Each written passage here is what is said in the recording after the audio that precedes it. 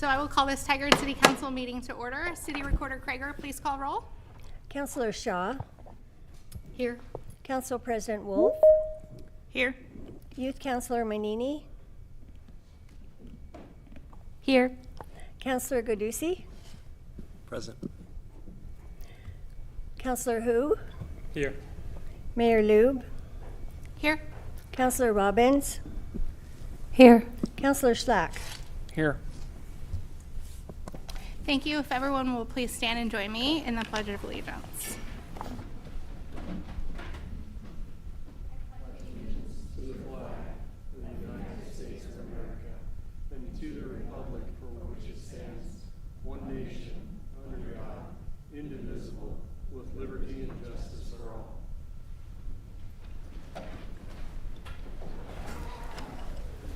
Thank you, everyone. City team or City Council, any non-agenda items today?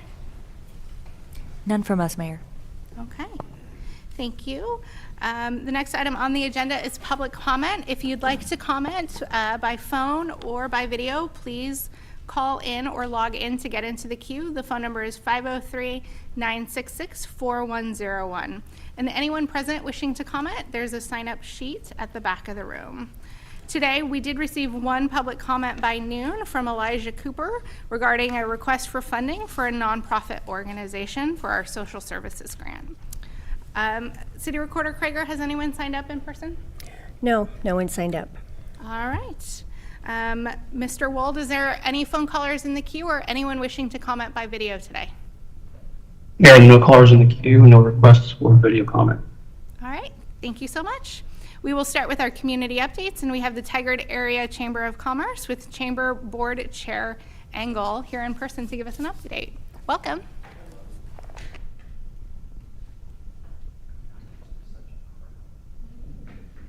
I know, it's great, isn't it?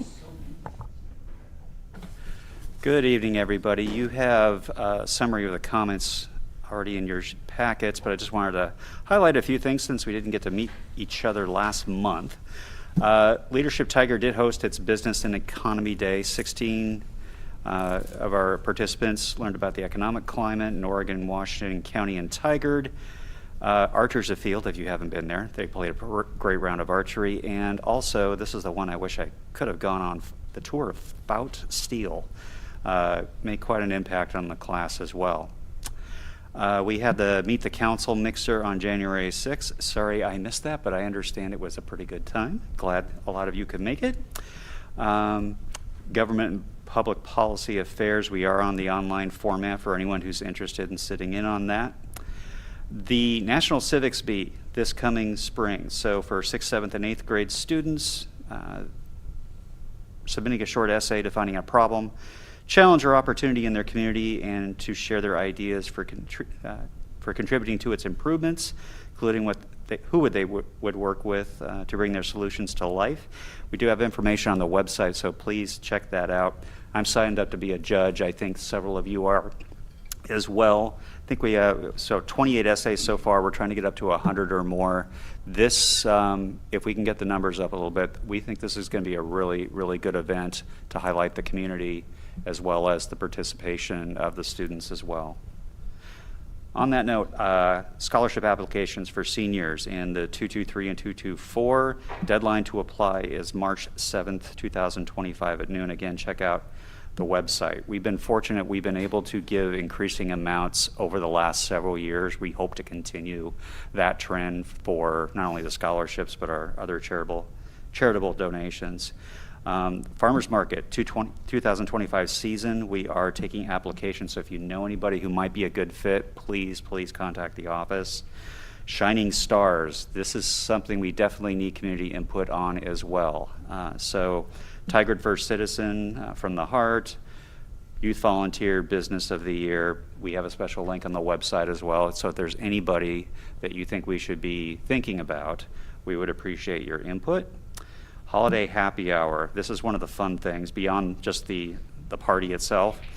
We were able to present Breast Friends with a check of $781 for their Creative Connections program, in addition to all the donations at the door, and Community Warehouse for $900. And this is all from our $5 announcements that we just do at events all the time. So it's just nice to be able to give something to help out. Those are two just very worthy organizations that I'm sure you're familiar with. If you are just wanting to get a pause and reflect on what's going on in business, the Good Morning Tigard tends to get many more people than our counterpart chambers every Thursday than our peers. So if you just kind of want to get a feel for what's going on and visit a local business, we encourage you to stop in. We did have our first success session of the year with Nicholas DeSalvo of Edge One Media talking about marketing in the AI era. We're going to try and hold these monthly as well, so please do check out the event calendar. And last but not least, just some save the dates for anyone, especially in the council, who can make this. The expansion celebration for Foxley Allure, after hours, because not everyone can make it during 7:30 on a Thursday. So if something in the evening works better for you, we would welcome you coming on by.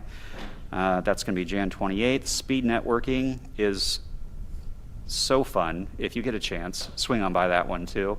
Civicsby, March 8th. Shining Stars, May 2nd. So as your calendars start to fill up this year, please, if you can make room for us, we would love to have you.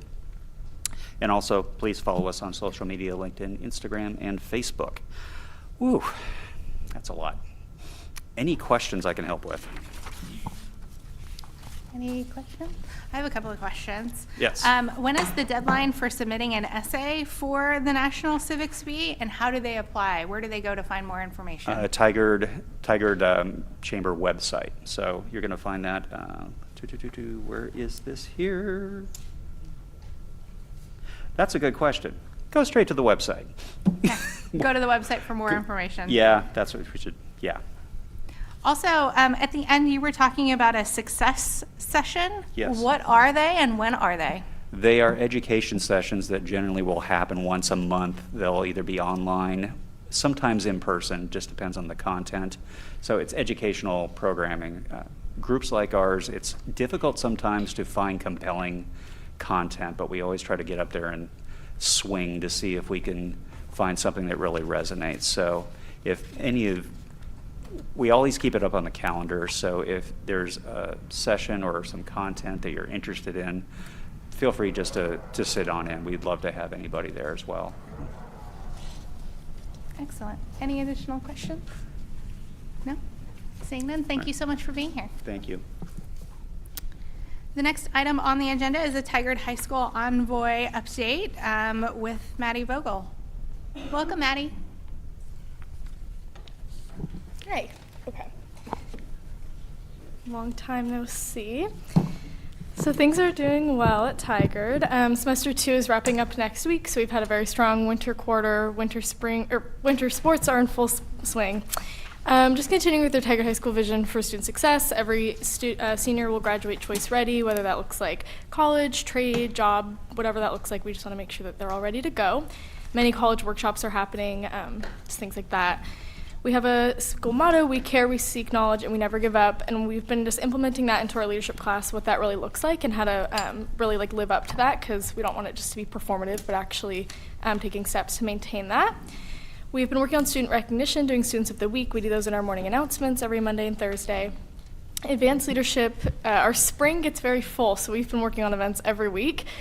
Seniors have been working on their senior class sweatshirts. Every senior does receive one for free, so it's one of our favorite things that we do. We're also doing a senior hide and seek, so we're like taking over the whole school, playing some hide and seek. Should be fun. Juniors did a successful Bob Ross night. They did a calming painting like after school on a Friday.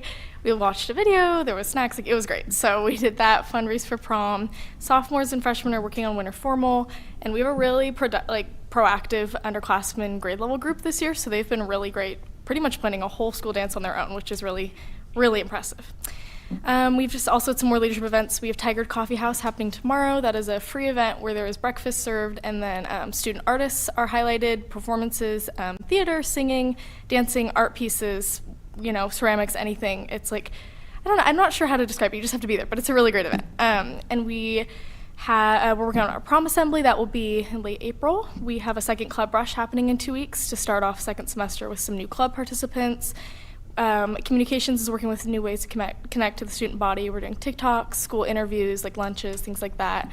HR is working on Unity Week, so that's maybe I think that's my favorite part of the whole school year, and that's coming up in about a month, and I'll get back into that in just a minute. And then Spirit did Spirit Sticks for our Spirit Week in December, which are like decorated sticks that are put around the school, and then you find them and you get a prize if you're dressed up. So it's kind of a fun way to, like, an incentive. Sports. Basketball is going super well. There is a big doubleheader this Friday at home against Walton, so I encourage us all to be there. Girls and boys are playing. Boys are at 7:15 and girls are at 5, I believe. And then swimming's going well. Meets have been consistent. They're super fun to watch. We've been doing some pack the pools after games. Wrestling, we actually were able to host a meet, which was really great. I've never seen one, so I got to go watch. And the teams have done really well. They've been invited to many invitationals. Dance is in national season, so they'll be in Anaheim in March, which is super exciting. And they have been starting the competitions. They have one at Gresham on Saturday. And then cheer performed at basketball games and competed at Lake Oswego last weekend. They did very well. Arts and affinity groups, Unity Week planning, like I said, is in full swing. So that is the week of the 18th through the 21st in February. We do something every day. We kind of lead up to bigger events as the week goes on. So on Tuesday, we're just doing some Unity planning, like kind of what that looks like as a school. Wednesday, we're doing a third block extension where we talk about that in groups and do some like kind of proactive planning on how we want to take steps forward as Unity as a student body. And then Thursday, we do a speeches assembly, which is again, kind of hard to explain, but we listen to some of our students and we hear their stories, and then they can choose if they want to step forward and like reveal themselves or not. And then we have our multicultural assembly on Friday. We do dances, we hear more stories. It's my favorite. I love it, so it's really great. And we do an awesome dance floor party thing at the end. Everybody gets on the floor and starts dancing. Roundtable meetings are happening once a month. All of our affinity leaders come together. We brainstorm. We're working on multicultural night, which will be in February as well. And then rehearsals for our spring musical, She Loves Me, will have started, and that will be on the 6th, 7th, and 8th, and then 13th, 14th, and 15th of March. And that is 7 p.m. shows and then 2 p.m. matinees on Saturdays. Service and Policy, NHS and Service Club are wrapping up our first semester, going into the second semester, looking to gain some new members. And yeah, we've had lots of service projects, sack lunches for homeless people, Valentine's cards for local seniors, and park cleanups have been happening. LLS, which is Leukemia Lymphoma Society, their campaign team has started. We have our 3v3 March Madness basketball tournament happening, I believe, that same weekend as the show, like the 14th, 15th of March. And I'll get more details and invite everybody, but it will be really great. And we're looking to raise our money, raise what we raised last year. So always getting money. Yeah, that's it. I'm happy to answer any questions. I always think I'm busy and then you come. It's great, everything that you have going on and the school has going on. Are there any questions or comments? Yeah, Council President Wolf. Hi, thank you. As the mayor said, it's always exciting and glad to hear about all the great things happening. You touched briefly on the roundtable, which is all I think the affinity leaders coming together. I'm just curious to go like one layer deeper. What all is top of mind as you all are gathering and meeting, and just curious about some of those conversations. So thank you. Yeah, totally. So that started a few years ago through one of our previous ASB presidents, and it's been continued. I wasn't able to attend, but there was like a summer retreat where the conversation started. It was like a few days, and they started talking about just equity as a whole at our school, Unity. We do a lot with the district.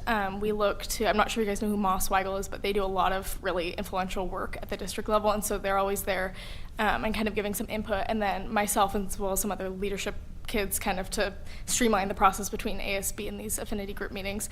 And then just recently, we've been working with HR, Human Rights Committee, for Unity Week. So that's been kind of the topic of conversation. That takes a lot more planning, and just we want to go deeper each year that we do it. So that's been a big, probably since November or October even, we've been working on that. And then multicultural night. So I would say that we're kind of, the conversations are similar to what we do in leadership, but they have that unique take on that. It's a whole group it's every affinity group leader. So we have presidents from every group, and it's just, yeah, they go much deeper than I'm used to in leadership, and I really appreciate it because there's so much thought that goes into it. So yeah. That's awesome. Thank you. Thank you so much. The next item on our agenda is a police chief and police department update, and we have Chief McDonald here with us. Welcome, Chief.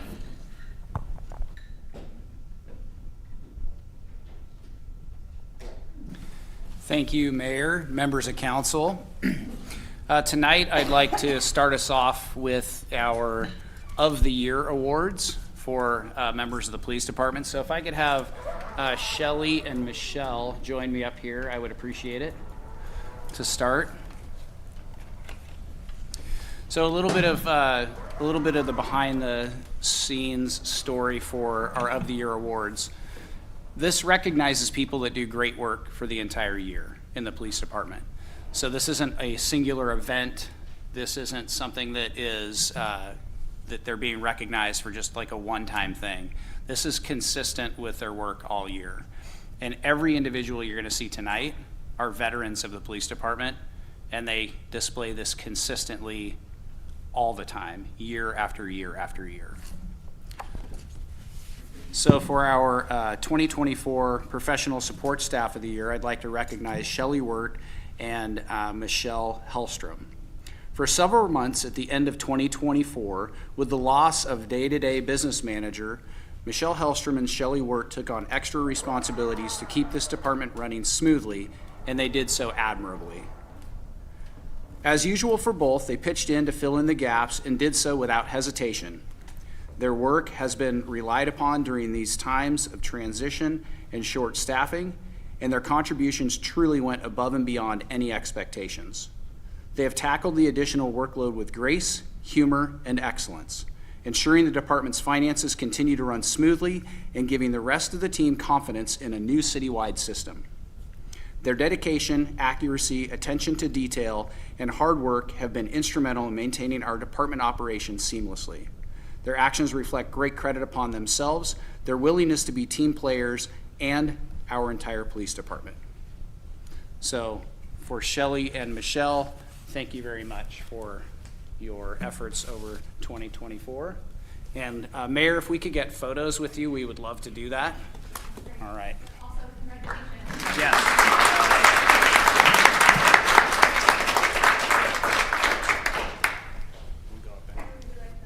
I don't know, somewhere up there, I guess.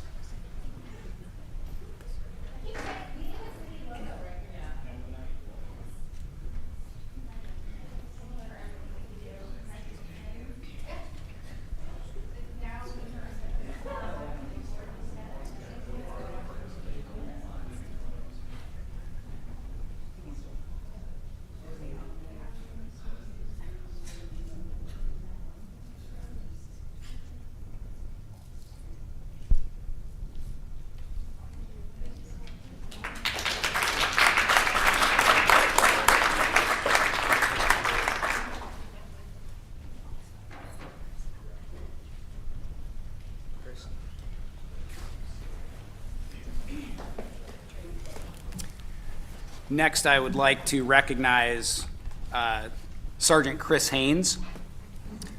Sergeant Haynes is actually our swing shift sergeant currently, so if he jumps up and runs out of here, he's actually going to do work. It's not because he's scared.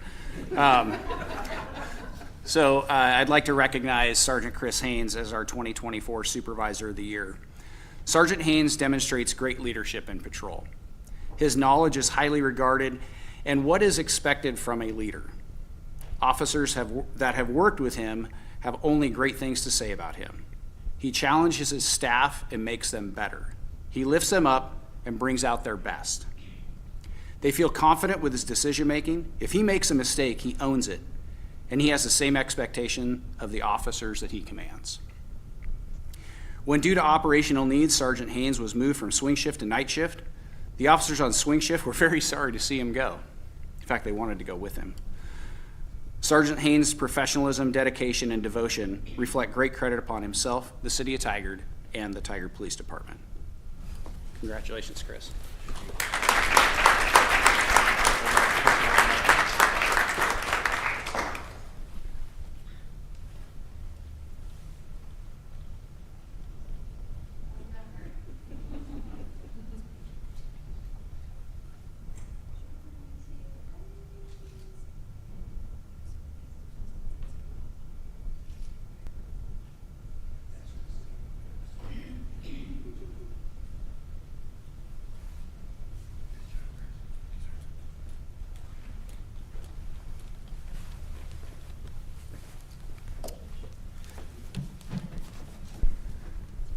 The last person I'd like to recognize tonight is Officer Eric Enzenberger as our Officer of the Year. So his nickname is Easy, and part of it is his easygoing attitude about how he approaches his work. I don't know if I've ever heard him in the how many years we've worked together? 20 years. Okay, 20 years, a long time. I don't know if I've ever heard him complain about anything.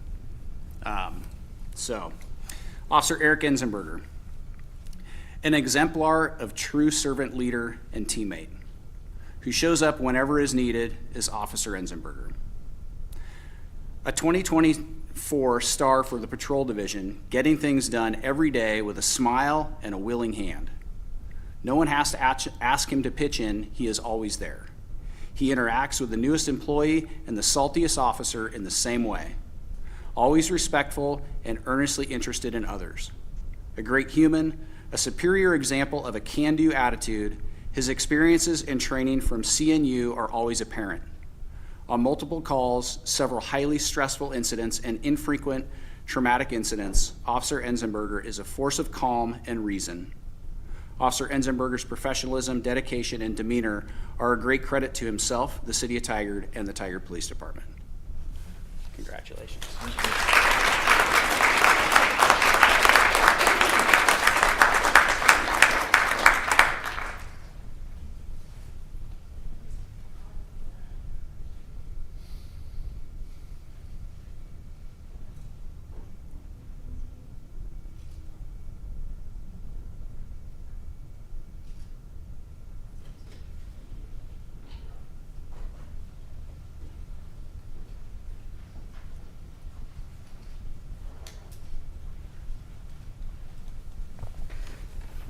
If I could just say for a moment how grateful I am that we are going to be doing more of these events in front of City Council. I talk to mayors across the country, and police is often a topic that comes up. And I get the privilege of being able to brag about all of you all the time and the incredible things that you do for our community, and hearing about the incredible way that you show up for each other and show up for our community continues to make, and I'm going to speak for our City Council, so incredibly proud to be able to talk about you and work in partnership alongside serving our community. We're just so grateful that we now can celebrate you in a more public way, because I saw how uncomfortable that made all of you to be up here. So I hope we continue to make you as uncomfortable as possible with as much attention and appreciation that we can show you. So thank you so much for all of your hard work this last year. We're so grateful that you're a part of our city team and our department.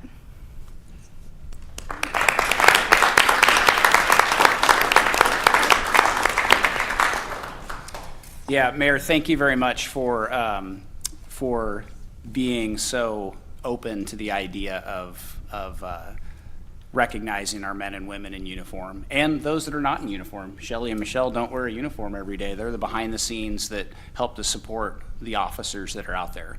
But we know they have the real power, right? They absolutely do, especially in the role that they were doing when it was coming to money. So yes, absolutely. It was all of them are critical. We couldn't do the work without any of them, so thank you for recognizing them tonight.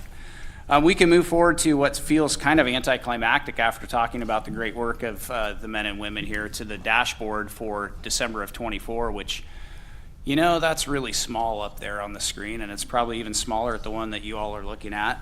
The main thing that I wanted to talk about on the dashboard was it has the full year-to-date stats. And if you might remember, back at the beginning of 2024, we changed some of how we were doing the reporting. So now we have a full year of the statistics. We can continue to move forward with what's a little more focused on those. So this shows us a full year's worth.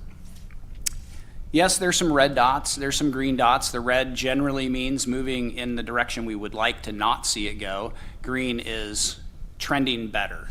And we continue to see, probably the most notable there is theft and vandalism are two that are still very high. And I'd like to say there's a trend or something we can identify, but there isn't necessarily anything. We just continue to see more of that. some folks have asked if it's attributed to any specific location in the city, and it's not. It's really widespread around the city. The other thing I would like to note on is for dispatch calls for service, we're up about just 2% for the year, but the self-initiated work is up 20%. And that's a huge change over last year. And so that makes a rather large impact on what we've been able to do. So officers having more time to be proactive has made a big impact in 2024, and I imagine that we'll continue to see that trend move in that direction as we move through 2025. Are there any questions on this slide before we move forward? Counselor Schlack? Thank you, Mayor. I just wanted to thank you, Chief, for the clarification around year-to-date totals and a reminder about definitions. I recall, I think it was one of my first meetings talking about the new definitions around organized retail theft, for instance. So I think that helps put some of these numbers into context, especially at end of year. Yeah, organized retail theft is, that's the one that we really, it started getting reported on much better this last year. And the way it got calculated, that's why you see such a massive increase in the 24 over 23. Yeah. Counselor Shaw? Thank you, Chief, and to all the great work that was done, and congratulations to our award winners. My question is with regard to self-initiated calls. They're up 20%, significant amount. Can you attribute, what is that increase to? Is there a top three subject matters that folks are calling about? For self-initiated work, far and away, traffic stops. The truth is, some of our shifts have a competition with each other to see who can make the most traffic stops. There's plenty of traffic violations out there. Last week at council, we heard some folks complaining about traffic in their neighborhoods, right? And so there's plenty of it, plenty of the enforcement work to be done. So officers have been able to have some additional time as our staffing starts to come, as it starts to get better, and there's a long way to go there. But that's a big part of that is in the self-initiated work. In addition to that, we also have a lot of the self-initiated work that you see reflected in those numbers is work with going out and doing some of that work with our homeless community. So you see some of those numbers reflected in that self-initiated category as well. Okay, next slide. This is the heat map that shows the hot dots. And I know Council President Wolf asked a couple questions about page 4 on the dashboard, which isn't up here, but there's two really high count numbers there. One says 338, and that's in the general area of 99 and Hall Boulevard. And that's always a pretty high call volume area for us. It almost every month hits at least the top 3 or 4. And then the one that says 329 down there is City Hall. And that's because a lot of people come to City Hall and report here. And also officers create self-initiated work, and it could show City Hall as the location. So the blobs that you see up there, the bright yellow, that's really 99, 217. The one in the very top is the Washington Square area. So not just the mall, but some of the areas around there. And so the hotter spots are generally located, as you can see, in our retail areas. And then the little blob piece that kind of drips off in the middle of the one on 99 that's attributed to City Hall right there. So, and then the one down towards the bottom, kind of in the middle, that's the high school. And largely because we have an SRO there all the time, and so anytime he creates a call, it shows that location, and so that pops in there. All right, any questions about any of that stuff? All right, thank you. Thank you so much. The next item on the agenda is council liaison reports. I know it's been kind of a funny month, and a month of transition. So if you have a short report, feel free to make it. If not, because you don't have any committees yet, that is totally fine and acceptable. Does anyone, Councilor Shaw, will you start? And we'll just go across.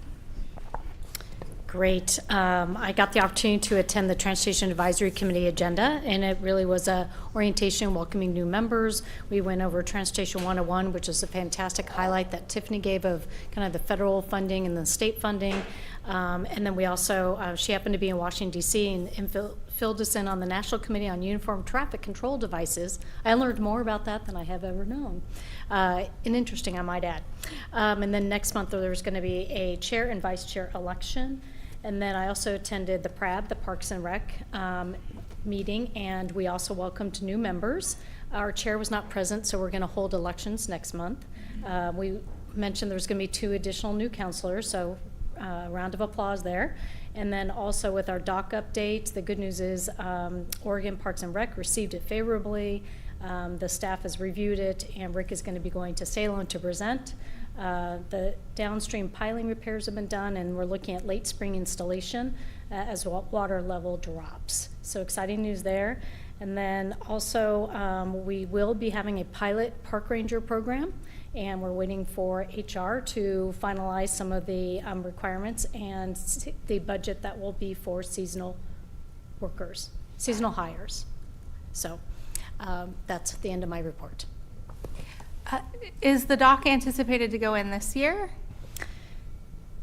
That's the hope, yes, but it's just one phase. There's 2 phases. There's the dock phase, and then there's also the ADA dock that'll be going in, and that one will likely be in the next year to 2 years just because it requires extra work, permit, and costs. Yeah, because that's going to take a while to get down because it's creating an entirely new thing rather than, excellent. Okay. But Any very exciting other news. questions about docks and, okay. Counselor Hu? Thank you. I just walked by the dock this morning with my dog, and it looks ready to have a new one. And so, so just briefly, the Town Center Advisory Commission meeting, 2 items of interest. One is they also sent a letter of support for the race grant for 72nd Avenue. The council previously passed resolution for support of the race grant. The other one of interest is Ava downtown. They rent out all their apartment but 2 units, so that's promising. And the latest I heard that the cafe might be opening in March, but it's delayed a few times, so March is the current goal, I guess. And then Councilor Schlack and I attended our very first Urban Renewal Grant Subcommittee meeting. Just looking forward to get downtown and Tiger Triangle get in better shape with our grant money. So that's all I have. Thank you.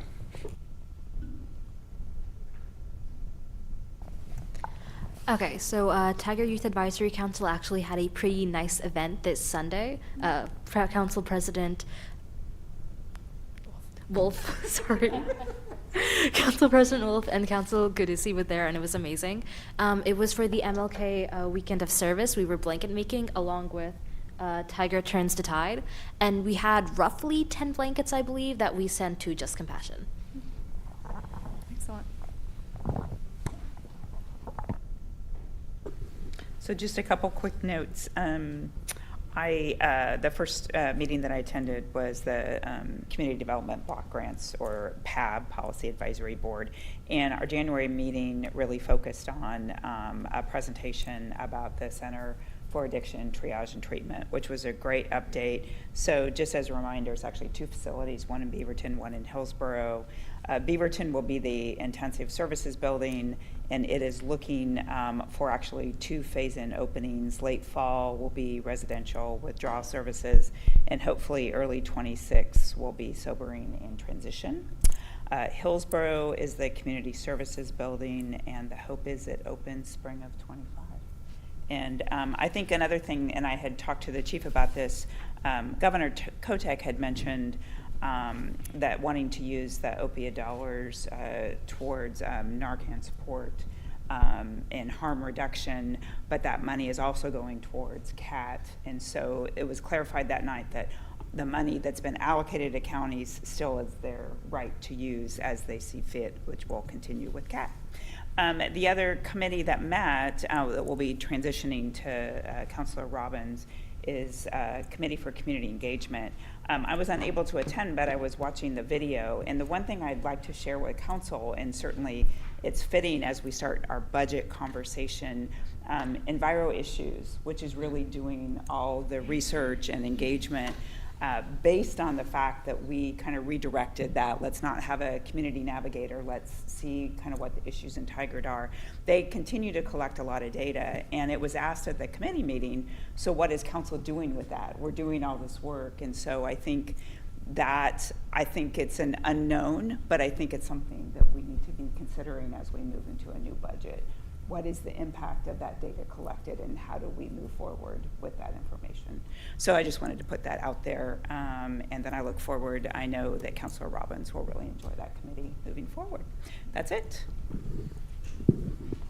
Thank you. I have a few updates. I attended as the alternate the Community Development Block Grant Policy Advisory Board for December, where a contingency fund request from the City of Tualatin for the Sagard Street and Stone Ridge Neighborhood Pedestrian Safety Enhancement Project was approved.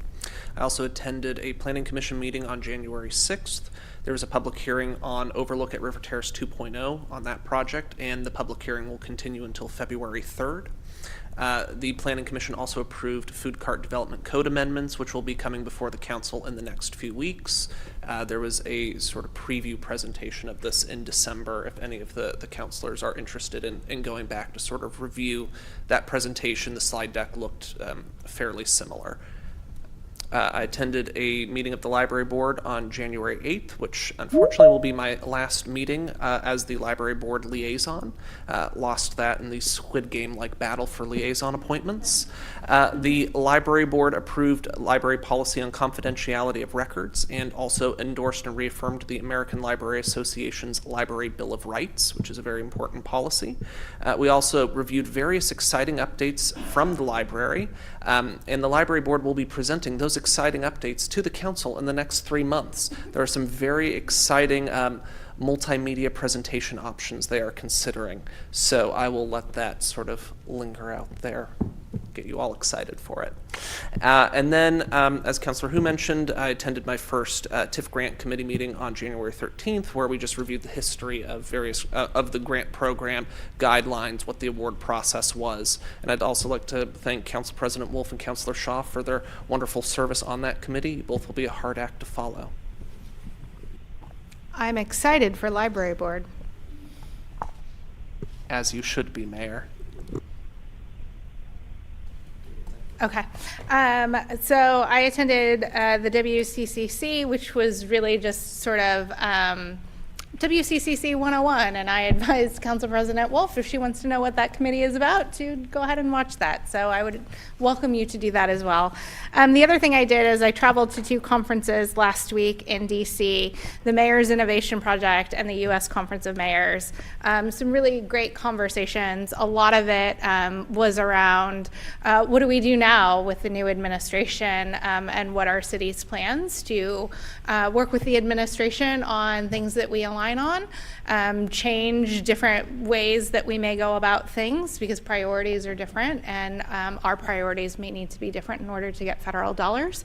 And I told Assistant City Manager Tritch that I have pages full of ideas to talk about. That is the downside when the mayor leaves and comes back with all of these great ideas. So looking forward to seeing if any of those come to fruition, and we'll bring those forward. Are there any questions about anything? All right. Seeing none, we will move on to the annual update from Washington County Sheriff Massey. Welcome. Please come on up. Feel free to turn your microphones on and introduce yourselves. Good evening. I am Sheriff Caprice Massey. I was appointed in December of 2023 and elected in May of last year, and recently sworn in just a couple weeks ago. I really appreciate you having us here. I'll let Under Sheriff Cook introduce himself, and then we'll get ready to get started. Good evening. My name is John Cook. I'm the Under Sheriff of the Sheriff's Office. That was fast. You're speedy. May I have the next slide, please? What we want to come talk to you about was a little bit about where we are currently with the Sheriff's Office and where we envision our future. And just to share with everyone present, for those who might know, maybe there will be something that you don't yet know, but the Sheriff's Office provides a significant number of county-wide services, and your city is no exception. For instance, we manage the county's only jail. We provide countywide services to over about 600,000 community members, and we are the primary first responders for our rural, urban unincorporated residents and our municipal contract partners. So that would be Cornelius, North Plains, Banks, and Gaston. And I'm quite proud to say that we are living in the safest urban county in the state of Oregon. Next slide, please. Thank you. The sheriff, the role of the sheriff, whether it's me or anyone else, is the chief executive officer and conservator of the peace for the county. Our mission is conserving the peace through values-driven service, and we do that in 1,000 different ways with the foundation of our core values of do your best, do the right thing, and treat others the way you want to be treated. While those are the core values of our sheriff's office, and every person that comes through our door learns about them before they even get their application all the way in, they're also the values of all of our folks outside of the office. Those 3 core values are the last thing I say to my girls when they catch the bus on their way to Fowler Middle School. And so we sincerely, I think, keep them simple in a way that we can communicate them, and that every sort of maybe poor decision that my children make, for instance, they can point to one or all 3 of those core values when they're thinking about, what could I have done differently there? And so I share that with you just to let you know that this is really what we live by, but it is also what we lead by in our office. And they start and end with me. I have to model them if I have any hope of the rest of our office following them. Our strategic goals are listed up there, but they are in evolution as I have settled in over my first year. We are building strategically through 2030. And so we're working as a team to sort of identify what might our community would like to see from us, maybe differently, in this next season through 2030. So I look forward to coming back to you next year with something that's really solid and new. Next slide, please. Awesome. So the duties of sheriff are vast, and this slide is meant to highlight the breadth and scope of some of those duties, but it's not intended to be a complete listing. There are hundreds of statutes that direct very specific duties for our staff and for the sheriff. However, what you'll see in the top 2 is what's most common statutorily for police agencies. And then what you'll see in the bold is what's required of a sheriff in the county. So we are required to provide court security functions for our state and justice courts.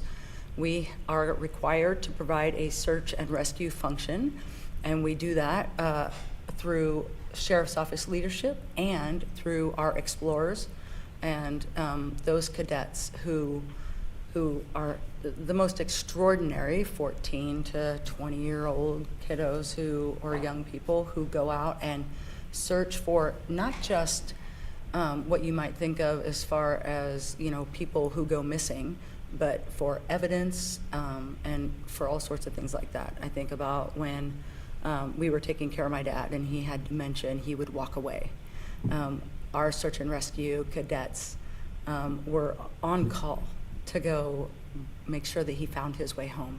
And so that service, really extraordinary and so professional that we get asked to respond to other counties throughout the state because our folks do such a great job. We, as I stated, operate the only county jail. We execute civil process and court orders, everything from violation of, or for restraining order violations, temporary emergency orders, but also eviction notices, other civil process like that. So We execute all warrants, process, issue, deny, revoke concealed handgun licenses for the entire county, and enforce laws on waterways. So you might see our Marine Patrol out on Hag Lake or down in the Tualatin River. Sometimes they go in at Cook Park and patrol out there. Next slide. Most of you should have a copy of our annual report. If you would like to review it electronically, you can either scan the QR code above, or you can go to wcsoannualreport.com. This annual report is being delivered to you a little bit later than I would like. So next year, we are working diligently to get 2024 out and in the next nearest season. And so the next time we come in front of you, we should have it earlier. Next slide, please. All right, Washington County's only jail. It is a big job. We had last year 388 available beds due to staffing shortages. When the jail is fully functioning and we have all housing units open, when we're fully staffed, we have 572 beds. At 572, that makes us the second smallest jail in the state per capita, despite being the second largest county in the state. With 388 available beds, we are by far the smallest county jail in the state. However, our bookings did not decrease significantly in 2023. They were at just over 14,000. The current jail that we have was opened in 1998, and it is the fourth county jail for Washington County, which I know all of you know. However, we are the oldest county in the state. Right now, we are entering into some significant facilities infrastructure upgrades. Bless you. We have really not had any major facilities upgrades since the jail opened, and so our entire HVAC system is being replaced. Our roof is being replaced, and several of the domestic water main line, domestic water boilers, heat exchangers, all of that is being upgraded and replaced. That project is going to take us into right around June of 2026. As a result of that ongoing construction, 2 of the housing units that we currently have closed will remain closed. And so while they do the roofing, the HVAC and everything through those 2 housing units and above them, once those are finished, we will move adults in custody back into them, vacate 2 others so that they can move down the line of the entire infrastructure. Pretty overdue, but our county commissioners really approved a significant investment of the budget to make sure that this critical work was done. And so it's really been in partnership that they have been willing to invest in really what is critical infrastructure for a really large, historically marginalized group of people, and that's that adult in custody population. Next slide, please. John Cook, I'm going to turn it over to you. We're very fortunate here in Washington County. We know how well our county government and our municipal city partners all work together. That is the same in public safety. Chief McDonald and his team help us and help all the other agencies across the county provide a lot of different services. So we're going to talk about some of those today.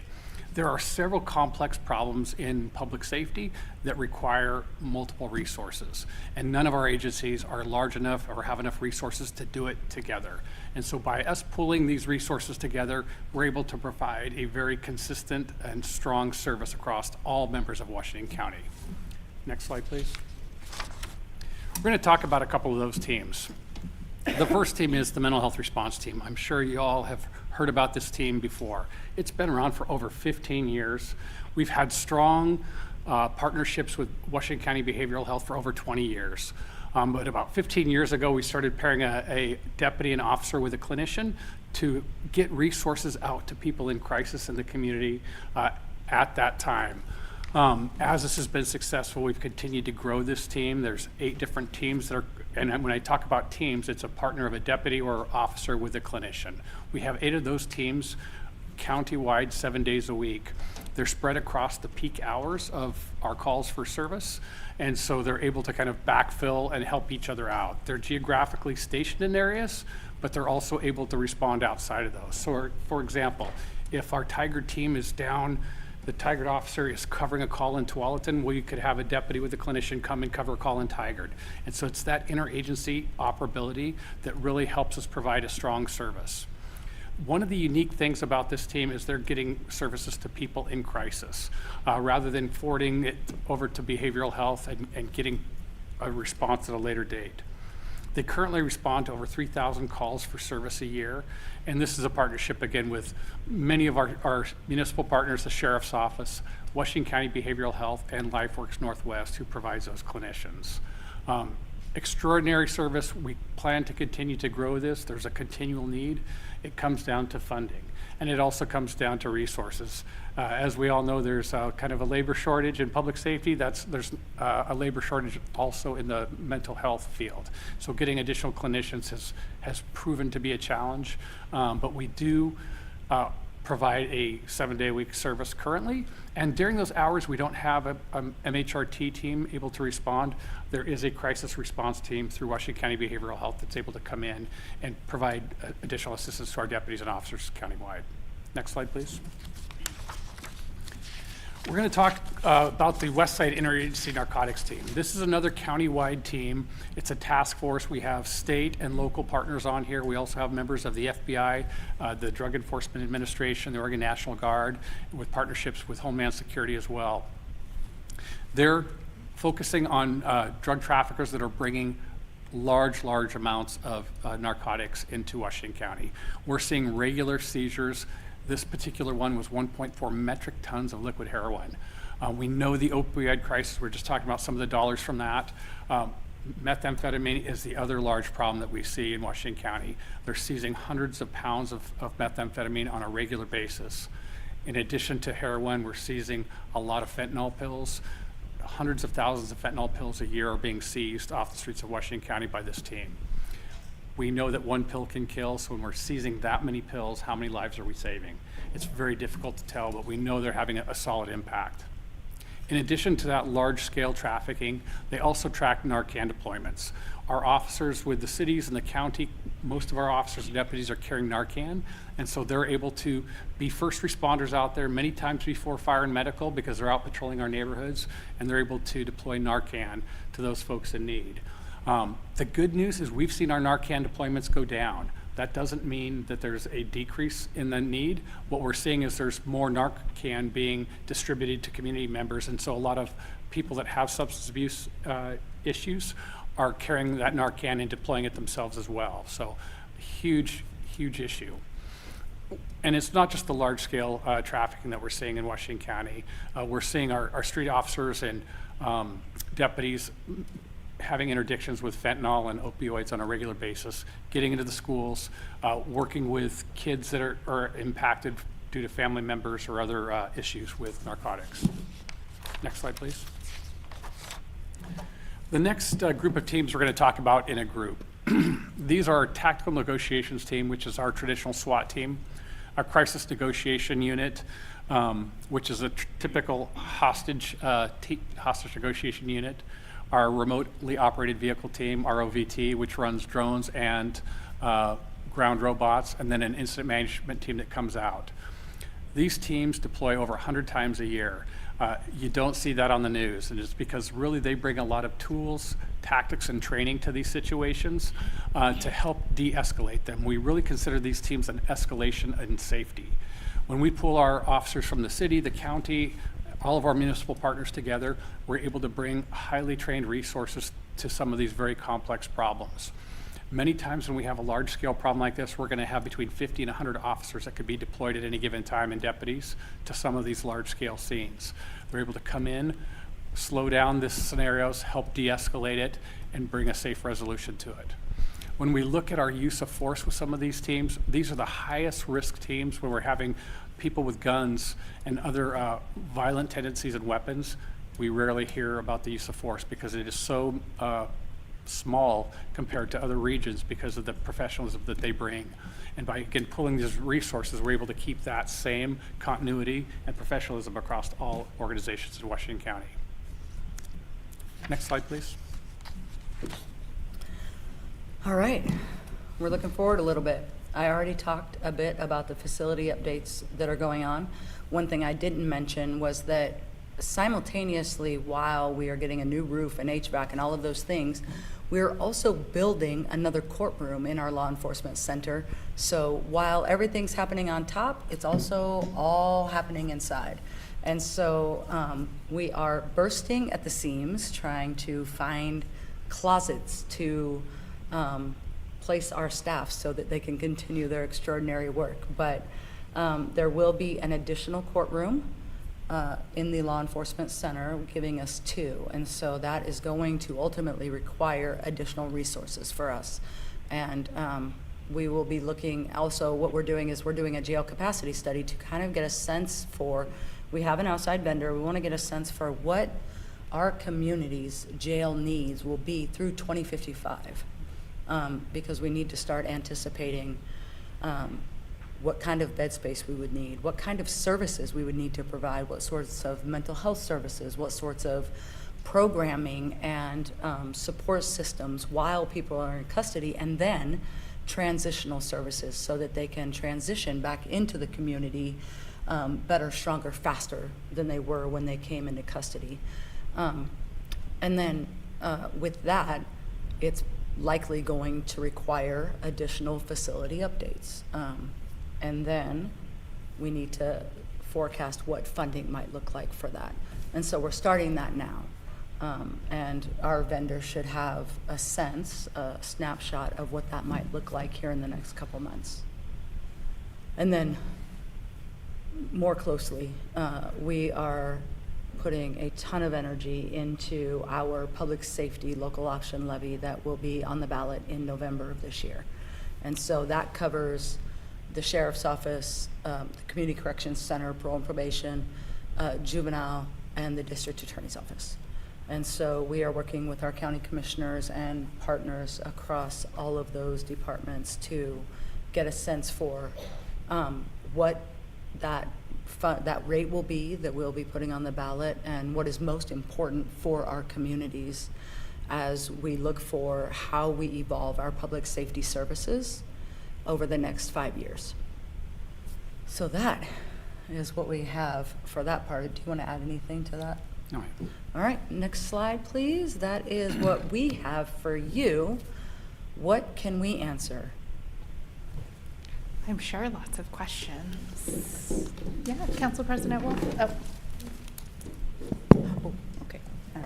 Thank you, Mayor, and thank you both for being here in such a important resource for Washington County. And so just a couple questions. So I had looked at the report as well, and just really appreciate the significant status of being the safest county. But how was that measured? Because I tried to find it in the report, and I'm sure it's data-driven, but I was just curious. Yes, all of our agencies report NIBRS numbers to the FBI, and they put out national crime numbers. And when we compare our basically person crime and property crime rates and put those together, that's how we come up with that. Thank you. And I think my other question on the levy, so this will be a brand new levy just in support it. It's not. It's a, I'm sorry. Yeah, you go ahead. Yes, sorry, ma'am. Yes, the levy's been around, I think, since either 2000 or 2004. Okay, so then it's just looking to possibly renew at a higher level, because I think the beds have been reduced since 2022 or maybe even earlier. So this would help also build that so back we up. started with COVID in the reduction, and then we opened back up again, and then the result of COVID also led to significant decrease in staffing, and so we had to pull back again and close some of those housing units. So that's where we are now. And then we have, over the course of the last 2 years, I really elevated our recruitment efforts. And so we are on the upward trend of getting back to a reasonable number of staff that can do their work safely and more effectively. Can I piggyback off of that, just to ask for clarification? So the staffing, the beds and the staffing issues are a result of a hiring problem and not a budgetary problem? Or maybe Correct. a combo of both? Well, it's been a little bit of a combo of both, but really it has been hiring. Okay. And not just hiring, it's, unlike so many positions that you can go into, where you can get hired and get a little training and then you're right at work. It takes, 10 to 12 months to get through training to be able to do the work on your own. And so the rate that people were leaving compared to the rate that we could get them in and fully trained and doing the work got us deeply in the hole after COVID. Well, into COVID and after COVID. As we think about our jail staff specifically, because they were in a congregate care facility, basically, they were required to wear masks and socially distance significantly longer than the rest of the public safety law enforcement workforce, because they were still falling under that congregate care facility umbrella, and the requirements were much more stringent. And so they had almost an extra year of being masked beyond when everyone else wasn't. And so we found during that season a lot of people transitioning out of being jail deputies specifically, and going somewhere else to do either something completely unrelated or going to patrol. And so currently we have funding beyond what we've been able to hire for. And so we have been supported there. And with our budget restrictions, we have voluntarily frozen positions that we could not actually get hired for quickly enough to help sort of be collaborative with the overall greater county budget. Thank you. I was going to add to that as well, Please. Sheriff. So the other issue that we're looking at when we're talking specifically about the levy, there's kind of the short-term staffing problem, there's the long-term problem too. As we get back to full capacity in the jail, we need more staff in the jail. Yes. The staffing that we have is more similar to what we had 20 years ago when the jail was opened. And when the jail was opened, the adults in custody are much more high intense needs than they were back then. We have a lot more folks with mental health issues and substance abuse issues that take more staff to help manage their care and make sure they're getting the service that they need. And so that's going to be our long-term evaluation, as well as what is our staffing needs in the jail look for the next 5-10 years. Brilliant. Did you have any other questions? Councilor Hu? Thank you, Mayor. Thank you for your presentation. I have two questions. One's about the mental health response team. So, assuming the community member who were dealt with by the team didn't get taken into custody, so what's the next step? How do you provide them with follow-up care, and what kind of challenges you are facing with that? Good question. So the first goal is to not take them into custody. The first goal of the mental health response team is to divert people with mental health crisis from the criminal justice system. So more often than not, we're providing those services out in the field, getting them diverted to medical care or mental health care that they need. If they are taken into custody for a crime that they need to go to the Washington County Jail, we do have mental health clinicians that work in the jail. And the clinicians working in the jail, the clinicians with the mental health response team, and the clinicians with the crisis response team after hours are all through LifeWorks Northwest. And so they're able to have that continuity of care as people come in and out of the Washington County Jail. In addition to the Hawthorne Walk-In Center, which is another resource we have here in Washington County, those clinicians are also part of LifeWorks Northwest. And so they're able to share a lot of that medical information to make sure there's, again, that continuity of care for those community members as they're moving in and out of our custody in different regions of Washington County to keep that service kind of continuous. Another aspect of that is that there's also the behavioral health court that is a specialty court that continues to take them through that justice system in that fashion, and that's been really helpful. Great to hear. The second question I have is about the. I was surprised to see enforce a maritime law on the river. So, what kind of common issue you typically see when you patrol on the river? Well, go ahead. No, go. So the Marine Patrol generally focuses most of their patrols out on Hague Lake. That's where we see the most community members, using the waterways. They do periodically come in the Tualatin. A lot of times it's specifically when there's issues. We have a lost kayaker or people that have not shown up. They'll get out on the waterways and help that. A lot of the things that they're looking at are to make sure the folks do have flotation devices with them. They're also checking some of their boats to do boat inspections to make sure that they're in compliance.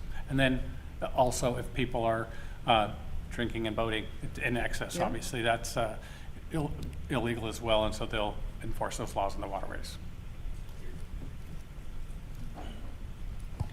Thank you so much for your presentation. I want to say, I think part of our county success, the more that I talk about statewide, is the way in which we all work together. Yes. And that's so evident between our sheriff's department and our police department, which is, I think, probably what part of makes us so successful is just the way that we work together. So thank you for your partnership as well, and everything that you do to help support our city. It's greatly appreciated. Are there, Councilor Gadusi. One more question. I appreciate all you do. In terms of looking at the jail bed projections, are you able to take into account some of the changes in the structure of the Oregon State Hospital? Because I know a lot of their beds are currently taken up with a lot of mental health things, and there's discussion of where people go. Do they go in the jail and get mental health there versus? That's a great question, and that's going to take some time to work through because there have been several instances where, what the Oregon State Hospital is required to do statutorily, because they also have issues with hiring and funding and things like that, they're not able to manage. And so I do know that there are conversations about whether or not, the jail, for instance, could be an avenue for community restoration and things like that. I don't know what the future holds, but just know, please, that that is always going to be in the back of our minds as it informs how we provide services for the future. Like the undersheriff said, the adult in custody that we are taking care of now is drastically different than it was, when I started 20-some years ago. They are more fragile, even just medically, and unstable. And so a couple of things. First, it requires that we continue to evolve and stay innovative with the services that we provide that are less traditional thought of as a jail or a correctional environment, and more of a space where they can get to stability and a place where they can be well and thrive so that they can transition in a better space. But then also looking at how providing those services to a more fragile or unpredictable adult in custody takes a larger toll on our staff that are providing that service, and providing a space where they also can be well and thrive physically, mentally, emotionally, spiritually, and continue to be well through their career, and not just survive it, but thrive through the career. And so we are looking at balancing all of those things, and we'll constantly collaborate and be a part of the conversation for how we expand what we do to serve our folks better. Thank you, ma'am. Yeah. Did that spur any additional questions? No? If I might, I would just like to celebrate the fact that over the course of my first year serving in this role, I simply could not have built the confidence in my competence that I have without the partnership of Jamie in his role, because he has been first in line to support me, to support us, and to help us make sure that we are working together in a way that really honors our communities. And so for that, I just want to make sure that you understand. He's been an extraordinary partner, and I know that he will continue to be. So thank you. Thank you. We're lucky to have him. Thank you. The next item on the agenda is a budget committee planning meeting. And so I want to welcome up all the budget committee members. Your new members, your name tags are coming out. That's fine.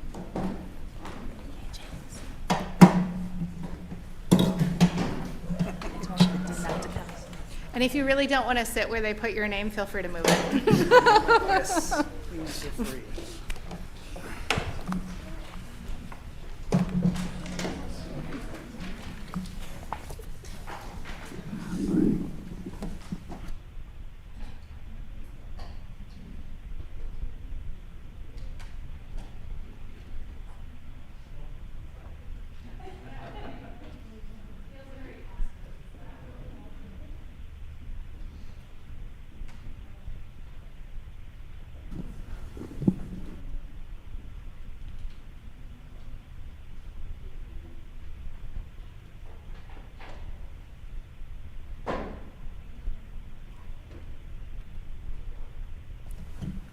All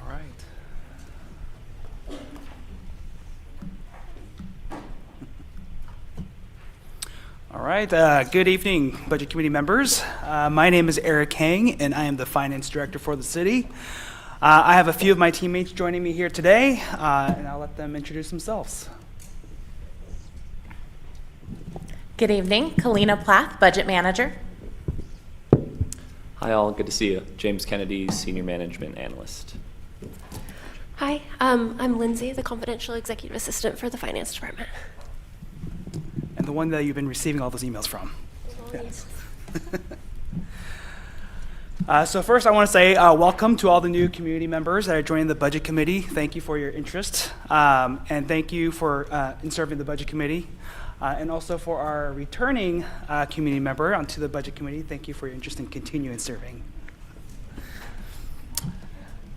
So I want to start off with a few housekeeping items before we jump in to our Budget Committee meeting. We'll start with some introductions, and then we'll go over the agenda as presented on the slides. Could you actually go to the next slide, please? One thing to note about tonight's meeting, this is considered a planning meeting. You'll see that on the agenda. What that means is that we'll be sharing high-level financial information, including year-to-date activity, some key metrics that are influencing our forecasts, as well as a high-level discussion and overview of the direction of the city's proposed budget. One topic that we cannot go over at this meeting, per Oregon budget law, is diving into specific budget items or specific discussion on items that should or should not be funded for the upcoming year. Those meetings will start in April, and we'll go over those dates at a later slide. And then we'll have a series of workshop meetings once the proposed budget is published. And so for today, we have a lot of information that we'll be going over. I do have several breaks timed in throughout my presentation for questions. But since we'll be going over so many different topics, please feel free to stop me at any time to ask any questions. Another housekeeping item, we did receive a resignation from a Budget Committee member recently who had a job opportunity and will be leaving the city. So we currently have 2 vacancies on the committee for 1 voting and 1 alternate position. So if you know of anyone who is interested in participating on the committee, we are recruiting. Next slide, please. So with that, I would like to start by opening up with some introductions for our Budget Committee members and a brief icebreaker, if you'll entertain me.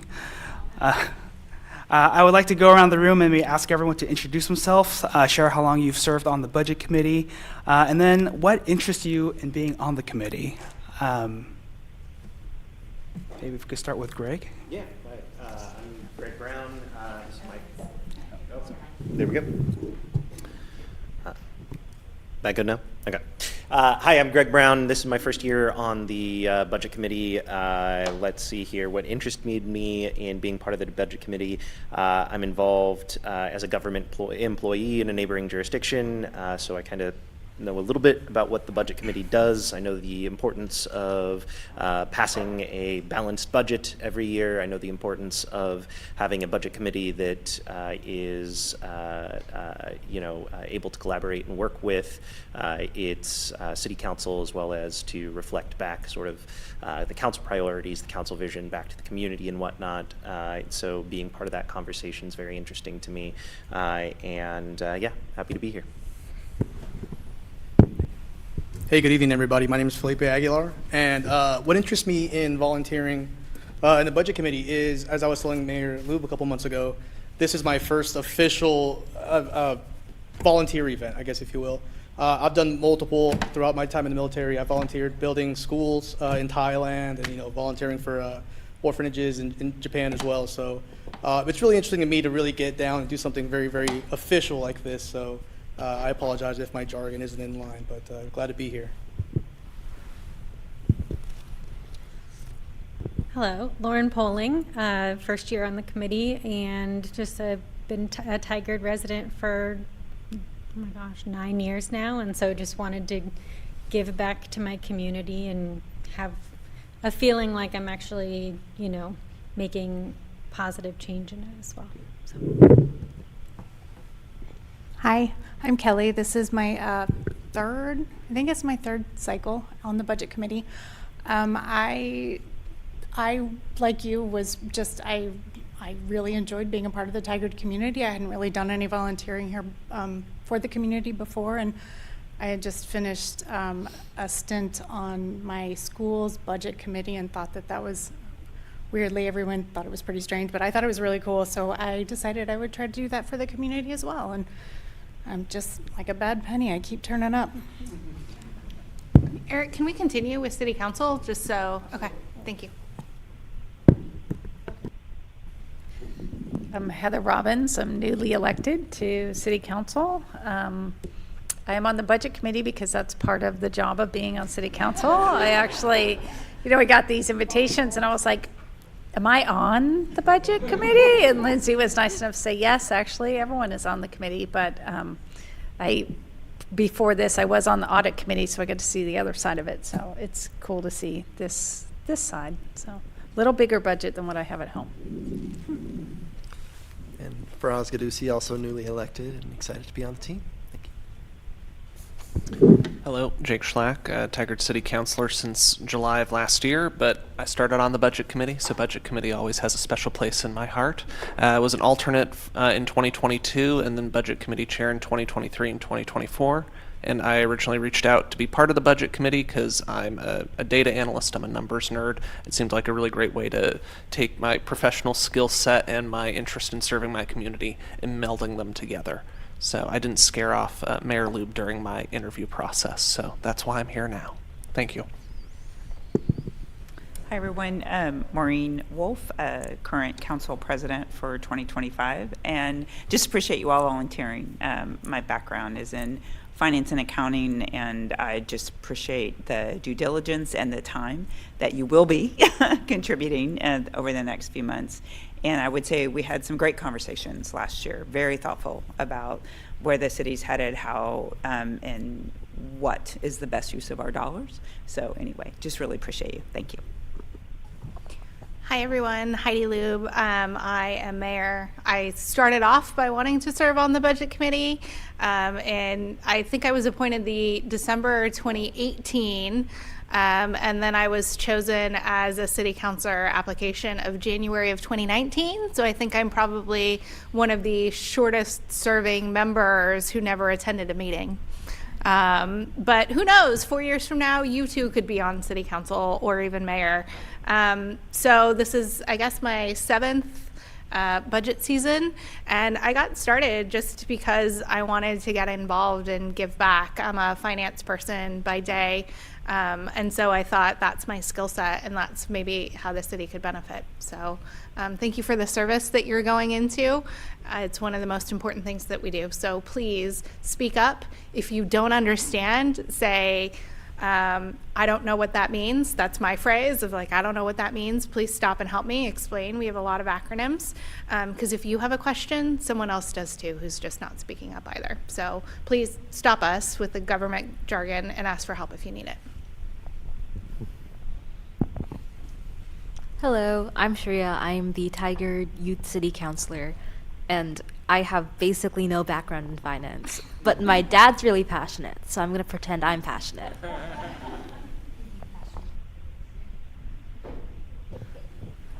Good evening, Iken Hu.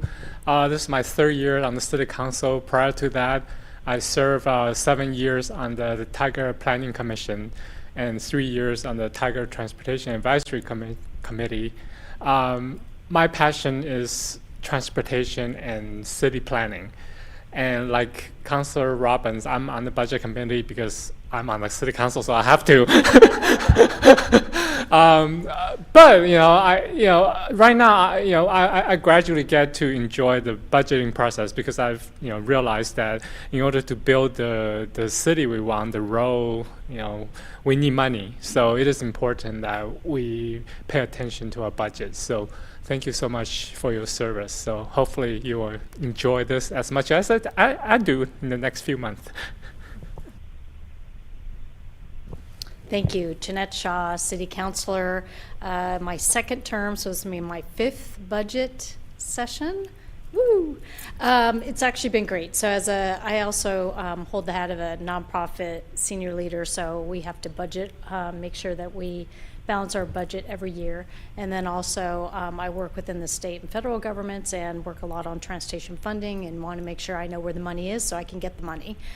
So to me, budgets are vital, and look forward to working with you all, and thank you too for volunteering. Us too. Hi, good evening. I'm Emily Trich. I'm the Assistant City Manager sitting in for City Manager Reimer. I am a big fan of budgets. I love also asking a lot of questions. I think this is where it's been said a million times where our values come into play, where you get to demonstrate what we're committed to in more than words. This is a great opportunity for you to ask questions, make sure that we're aligned and that we're holding ourselves accountable in all the ways that you can say that. And I'm Shelby Rahala. I'm the city attorney. We also have a community member joining us virtually, and I'll pass it over to Ethan. Good evening and aloha. I'm sorry I cannot be there in person tonight, but I am on vacation with my family in Hawaii, so I'm on the lanai here of our rental place, so excuse any background noise. This is my first year on the budget committee, and I wanted to do it, and I'm excited to do it because I'm curious to learn more about how the city works at the budget level and that process. I'm a certified public accountant and a certified government financial manager, so this kind of subject area is very interesting to me. I've lived here in Tigard for about 8 years, and I saw this as a good way to hopefully give back and add some value. So, thank you. All right. Well, thank you for the introductions. Can you hear me? Can anyone? Okay. Oh, okay. And thank you for your honesty on why you're on the budget committee. I think you got more than you bargained for there with some of the answers. Yes. So with that, could go to the next slide, please. So I do want to take a moment to acknowledge and recognize City Manager Steve Reimer, who will be retiring on February 8th. He has been the city manager since February of 2021, where he was also the budget officer. And then most recently, Rob Drake has been appointed by City Council to be the interim city manager, and he will be starting February 1st. And he will be stepping in as the budget officer and getting ramped up very quickly. Next slide, please. And so with that, we'll be jumping next into the election. So before I hand it over to the mayor, I just wanted to reiterate, we did pass out, or an email was sent out by Lindsay, that there is an opportunity for a budget committee chair and a secretary position. So if you are interested, I would encourage you to volunteer for those roles. With that, pass over to you, Mayor. Volunteer, voluntold. I mean, so the chair of the budget committee is an incredibly important position. You run the meetings. It's my favorite because I don't have to run them, and so it's really community member led. So someone on the city council is not the chair. It is a community member. Councillor Schlack, do you want to give any sort of overview? I think you were most recently our chair. Just a high-level summary of the responsibilities. Yes, thank you, Mayor. So as Budget Committee Chair, I highly encourage that you, whoever is chaired, to attend the budget training that will be happening before April. There's sort of a budget forecast that's an overview of budget law, roles, and responsibilities of the budget committee. Also, really great opportunity to meet with the finance team beforehand, just to sort of cover your bases once the proposed budget is out, just so that way you sort of understand the structure of the budget and how the presentations will work, and then you can facilitate from there. We have 3 meetings. Historically, one is a full day meeting on Saturday. Yes, you have to chair the entire 6 to 8 hour meeting, and it is live streamed on YouTube, so it can be used against you forever from that point onwards. And it's really just important to foster a really inclusive environment, whether it's community members giving public testimony or the 14 to 16 member committee, depending on how you count it, making sure everyone has an opportunity to have their say and ask questions, make sure they're making an informed decision. We have 2 subsequent meetings that will usually dive into follow-ups on questions or maybe specific policy items, so very important to learn how to navigate those conversations as well. And then the final meeting is the Vote-A-Rama. Highly recommend that you have a list of all the committee members so you can make sure to call on them in the correct order and so on. I enjoyed it, and I hope whoever is elected enjoys it as well. And always happy to be a resource, of course. There is also a role of secretary available, so please be thinking about that, and we can talk about that next. Is there anyone who is interested in being budget committee chair? Yeah? Kelly? Anyone else? Gregory, it looked like you were partially raising a hand. No, it's my first year, so if there was someone who has prior experience on the budget committee, I think that's probably Well, you can dip your toe into secretary. That is what Kelly had done previously. So that's excellent that you're interested. If somebody would like to make a formal motion to elect Kelly Piment as the fiscal year 26 budget committee chair. Mayor, I move to elect Kelly Piment as the chair of the Tigard Budget Committee. Thank you. I second. It's been moved and seconded. You all also vote. So when I am about to say all of those in favor, please say aye. Feel free to say aye. I'll say it again. All of those in favor of the motion to elect Kelly Piment as the fiscal, see, this is why I'm so glad to hand it over. All of those in favor of electing Kelly Piment as the fiscal year 26 budget committee chair, please say aye. Aye. Any opposed? Oh, excellent. Any opposed? Congratulations. The motion is adopted by unanimous vote of the budget committee. I'll go ahead and, do you want me to run the secretary or would you like to take over?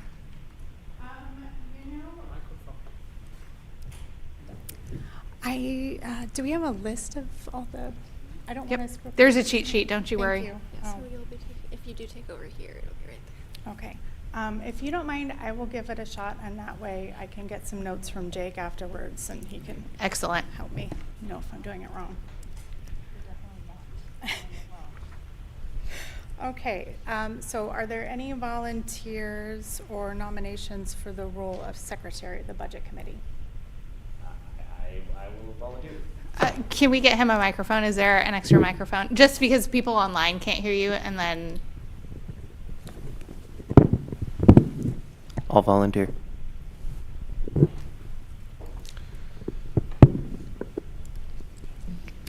Okay, is there a motion to, Chair Pement, if there are no other nominations, I would move that we elect Gregory Brown as Secretary of the Tigard Budget Committee. I second that motion. okay. All those in favor say aye. Aye. Aye. Okay, the motion is adopted by a unanimous vote of the Budget Committee. Congratulations.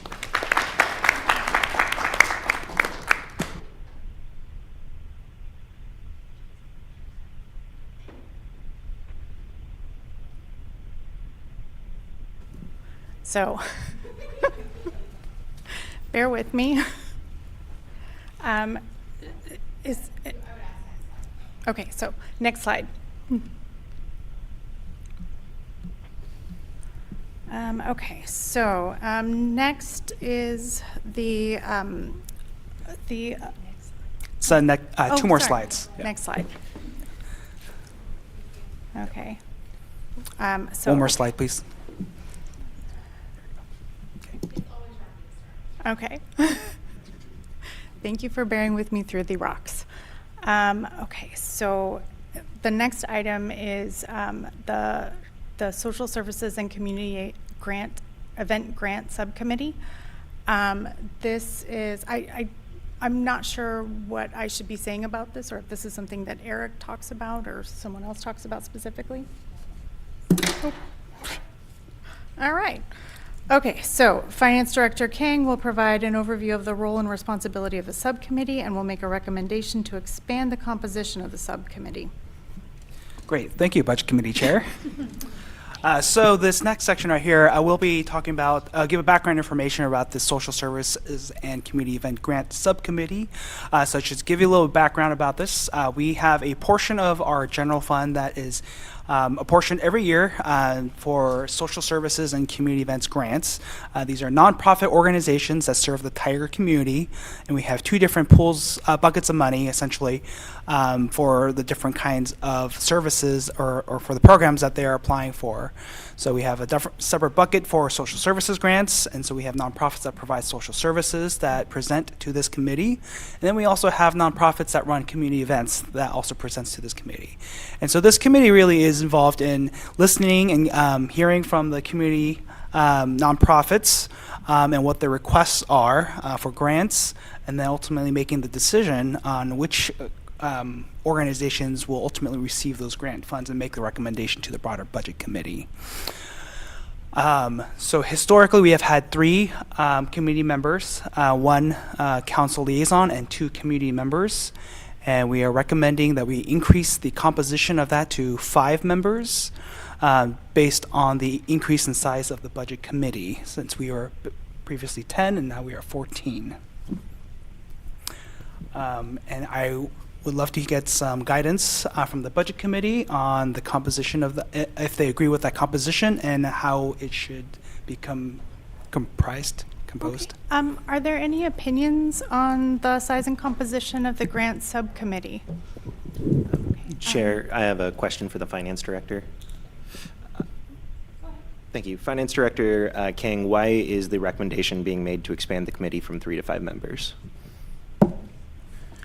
Primarily for a growth in representation, a proportionate increase of when the budget committee was 10, we had 3, and so now that we've added 4 more, increasing it by at least another 2. Okay, Council President Wolf, did you have a comment? Yeah, and Greg, thanks for that question. And actually, I will even add, Councilor Schlack served with me last year. I served the last 2 years on it. And even had we not grown, this is a great opportunity, but it's a lot of decision making. Last year, I think we had triple the funding requests, double the applicants of what the prior year was. So to have a bigger team, because staff will not assess, evaluate, and use that rubric, right? Eric and his team do amazing work. And they will help prepare that, but it really is the subcommittee's decisions. So to have a bigger team, and then life happens. So all of a sudden, if one of the 3 members can't attend the day of the interviews, then you're down to 2 people making decisions, and that just didn't seem appropriate. So I'm very much in agreement of the growth. And my opinion, if it's 3 to 5, to have 2 counselors, 2 of the community members, or 3, but I'm strongly an advocate. And again, shout out to Eric and his team. Last year, we spent a lot of time structuring, so there is a rubric, there are clear guidelines on what we are looking for in these applications, where prior to that it was a little open, which can be a challenge. So really just huge shout out for the kind of systematizing the process. So that's my 2 cents. So. Councilor Schlack? Thank you, Chair. second everything that Council President Wolf said. For our new members, the Social Services and Community Event Grant Subcommittee is a really great opportunity to get your feet wet in the budget process. And I think with the work of myself, Council President Wolf, our other budget committee member, and our finance team, we did a really good job at making it more of a systematic process rather than sort of the I think open is a very polite way of phrasing how that process could be as someone who was part of it for the last couple of years. So highly encourage our new members to volunteer if they're able to take on a full day of presentations on March 14th. And I fully support the recommendation of 3 to 5 members. I think it's the easiest way to share the workload because there's a lot of work for it.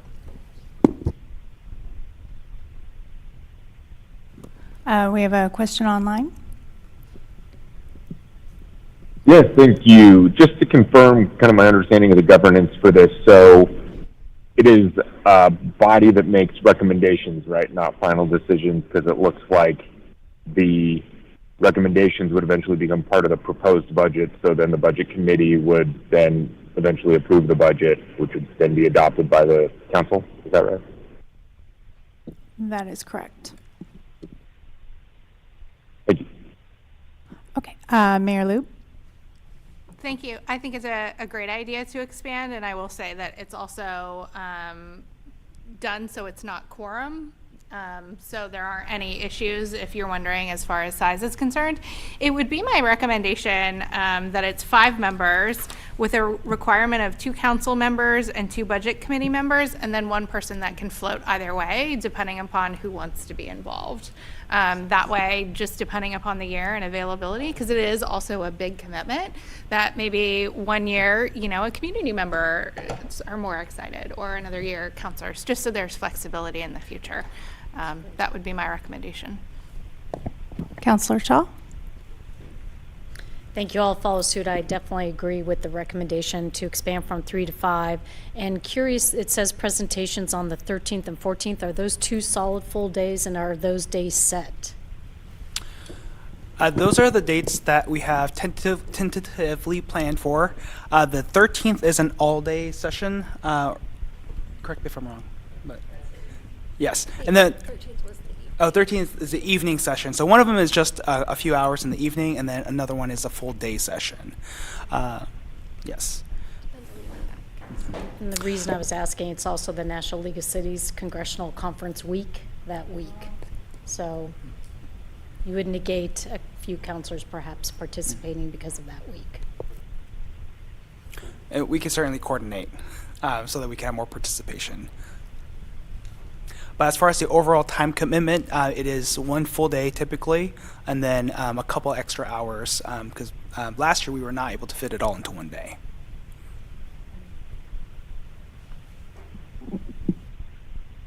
Any other questions? Mayor Loop? I was just going to make a motion to set 5 members as the size of the grant budget subcommittee with a requirement of 2 council members and 2 budget community members for fiscal year 26, and a floating 5th member, which could be either a budget community member or a counselor. I'll second the motion.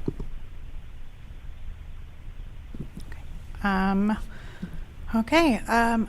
All those in favor say aye. Aye. Aye.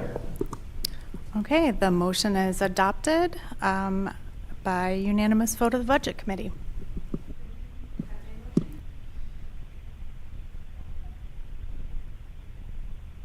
Are there any volunteers or nominations for the subcommittee?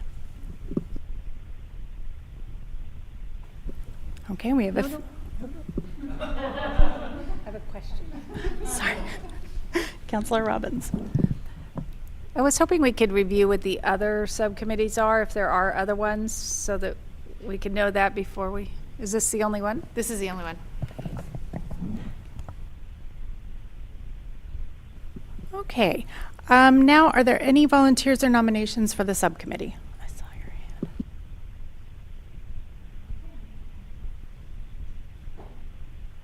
hand. Felipe and Gregory? And Councillor Shaw? Is anybody else? To meet the city council requirement, I'm happy to put my name forward if none of the other counselors are interested. Of course, we have some new counselors, and if they are interested, I'm happy to step aside in favor of them. The dates are very difficult. I would say that, judging if it's NLC week, that those dates will probably change, but they probably will continue to be a Thursday and a Friday, I would assume. But maybe just another set in March.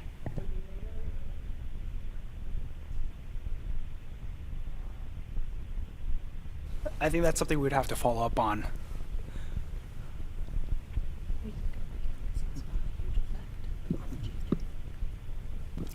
Okay, so following up on the date, whether or not it's going to push later or earlier in March. And on that note, we have 2 community member volunteers and we have 2 counselor volunteers. Is anyone else interested in being a part of volunteering to be a part of the committee?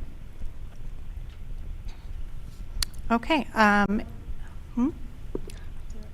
right. Okay. All right. Is there a motion to elect Felipe and Gregory as members of the grant subcommittee? We can just do one motion for all 5 Oh, folks. Okay. Perfect. Oh, Okay, perfect. so Never- is Thank- there a thank you, motion Mayor. to? I'm reverting to budget committee mode of I don't have all of this available. Chair, I move to elect Felipe Aguilar, Gregory Brown, Councilor Jeanette Shaw, myself, and Councilor Heather Robbins to the subcommittee for social services and community event grants. I'll second the motion. Okay, all those in favor say aye.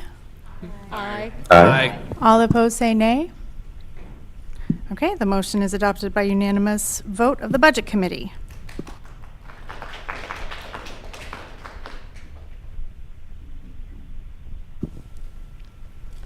Okay, and then Finance Director Kang will now present the fiscal year 2025 Quarter 2 financial update. Over to you. Great, thank you, Chair. Can we go 2 slides, please? Thank you. So just as a reminder for everyone, within your packet, you would have received a supplementary informational report on the financial report for Q2. And so on the slides up here, you're saying just the graph, but the actual detailed numbers are in your supplementary packet. So overall, I'm here to share that our general fund and our debt services funds are ahead of our forecasts. So just a brief explanation of how this chart here works. So this is an overview of all of the city funds. We have approximately 50 funds that we operate. They're broken out into these major categories: your general fund, enterprise funds, which is like your utilities, special revenue funds, which are kind of like what they sound like, special revenues. So things like street maintenance fee, which we will go into further when we get into our budget conversations. We have our internal service funds. These are your funds for internal operations, like your HR, finance, those kind of services. Then we have our debt service fund, which is fund for collecting taxes for paying off debt. And then we have our Town Center Development Agency, or TCDA is the acronym that you'll hear regarding that. That is our Urban Renewal District, which is in the city center, and then the Tiger Triangle. And they have their own property tax collection.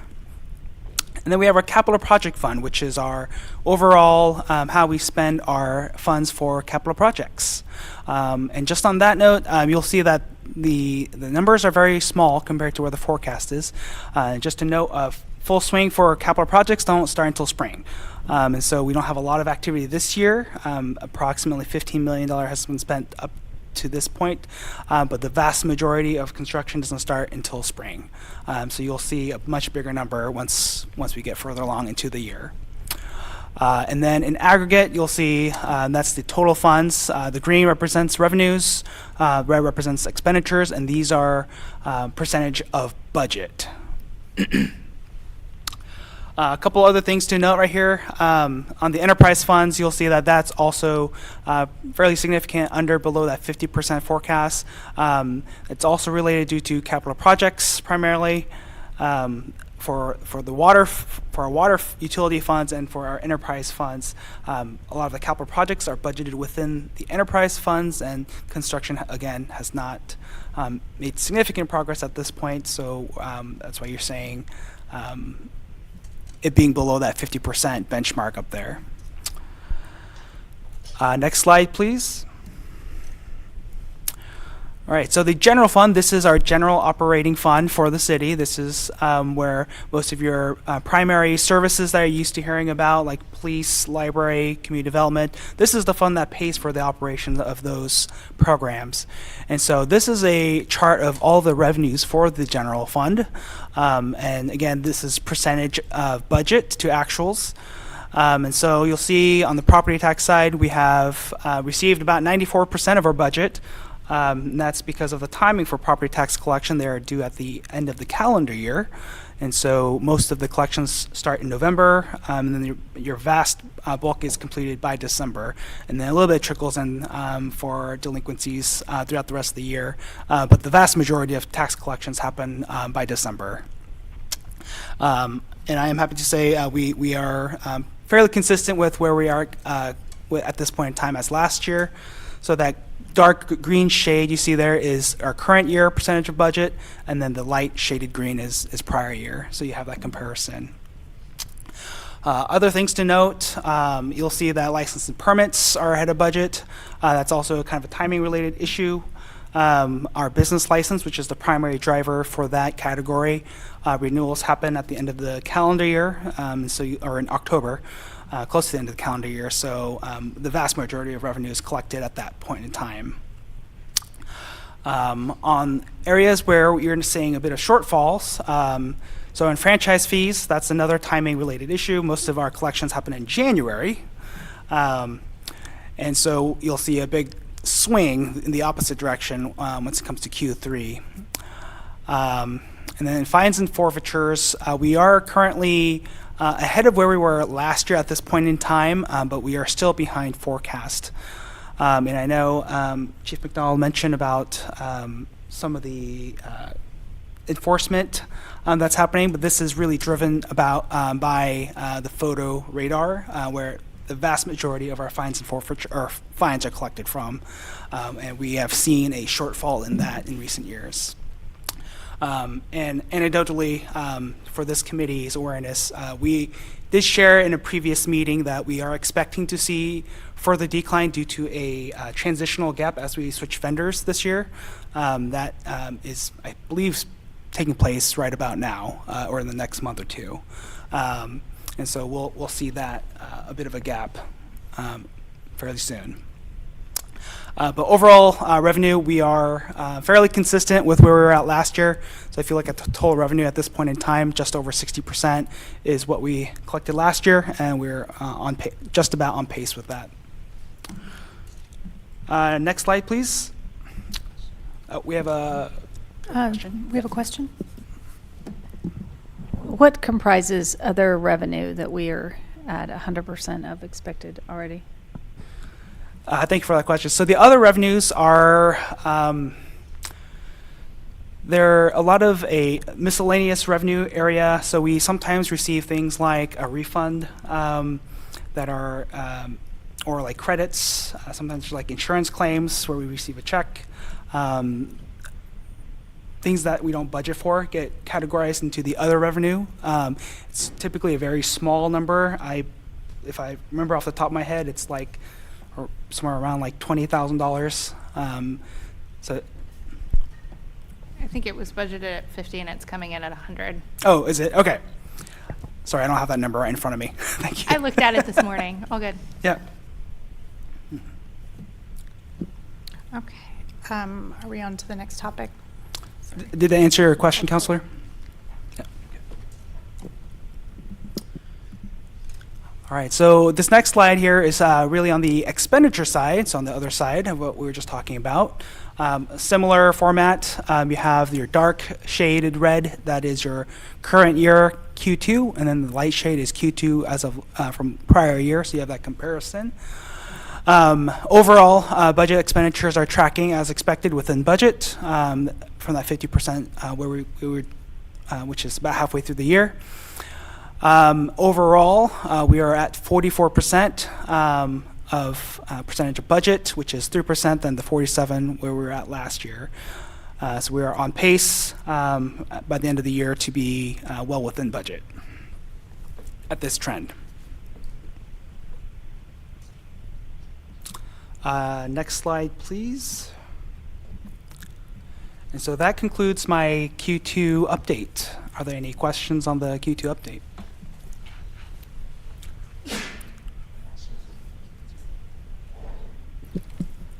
Councillor Schlack? Thank you, Chair. Just looking at the one area where we are over budget, which is transfers out. Transfers out get recorded as expenditures under Oregon budget law, which is always very interesting choice. I always feel like it takes a moment to get my head around that every budget season, so just wanted to call that out. And for clarification, the over budget was in prior years Q2, not for the current year. Thank you for keeping me honest. Thank you. Are there any other questions? Okay, then we will move on. And Finance Director King and Budget Manager Plath will now present the fiscal year 2026 budget priorities and items of importance. Thank you again, Chair. So next slide, please. Okay, so for the upcoming 2026 budget, the priorities that we have set out to be reflective of council goals are to advance the Public Works and Police Department facility planning and bond measure preparation. This is a citywide effort that is going to require a significant amount of resources and time, and this will be reflected in our upcoming proposed budget. And then in addition to that, for those budget committee members that are brand new, you probably haven't heard us talk about Tyler yet. But that has been a conversation of topic for a number of years, and I'm pleased to say we are nearly there. It's been a project which is well, I guess I should share, it is an ERP system, which is an enterprise resource planning software. It spans from everything on how the city operates, including how we accept license and permits, business licenses, how we process payroll, how we do our accounting and our financials. It is a citywide, all-encompassing software system. So this is a project that we set out to do back in 2020. And I'm pleased to say we are nearly at the finish line. And so as far as the 2026 budget priorities goes, we will be requesting that we continue to have resources to finish the project and fully implement all the remaining modules, which something to celebrate.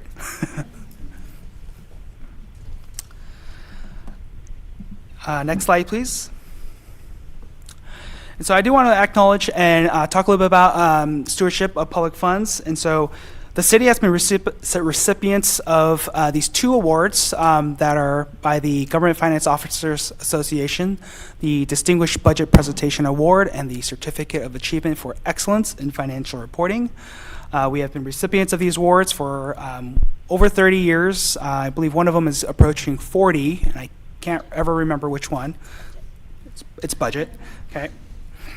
Also, back in 2023, S&P Global, they upgraded the city's bond rating to AAA, and that is the highest rating possible by that rating agency. And this was all made possible by the fiscal stewardship and responsible budgeting that is represented by the current and past city council, budget committee, and our city teammates. So I want to take a moment to celebrate that.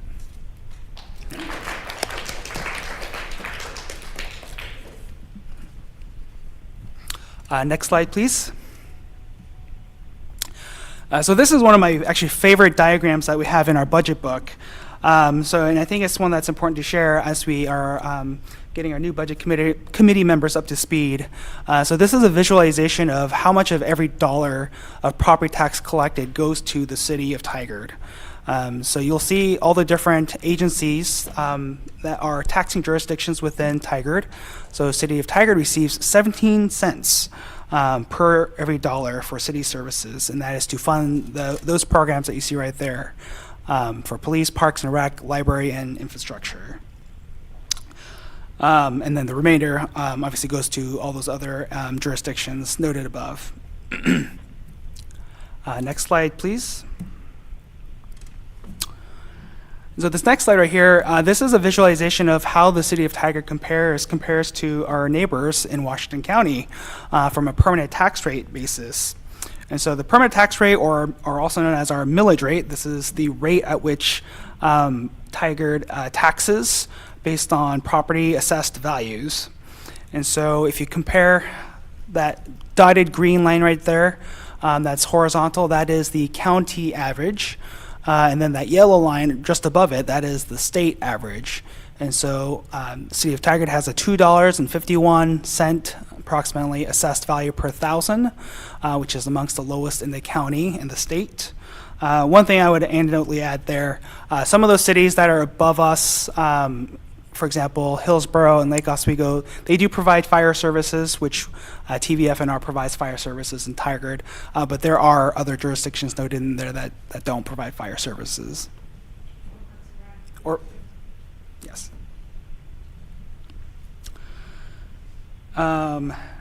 Next slide, please.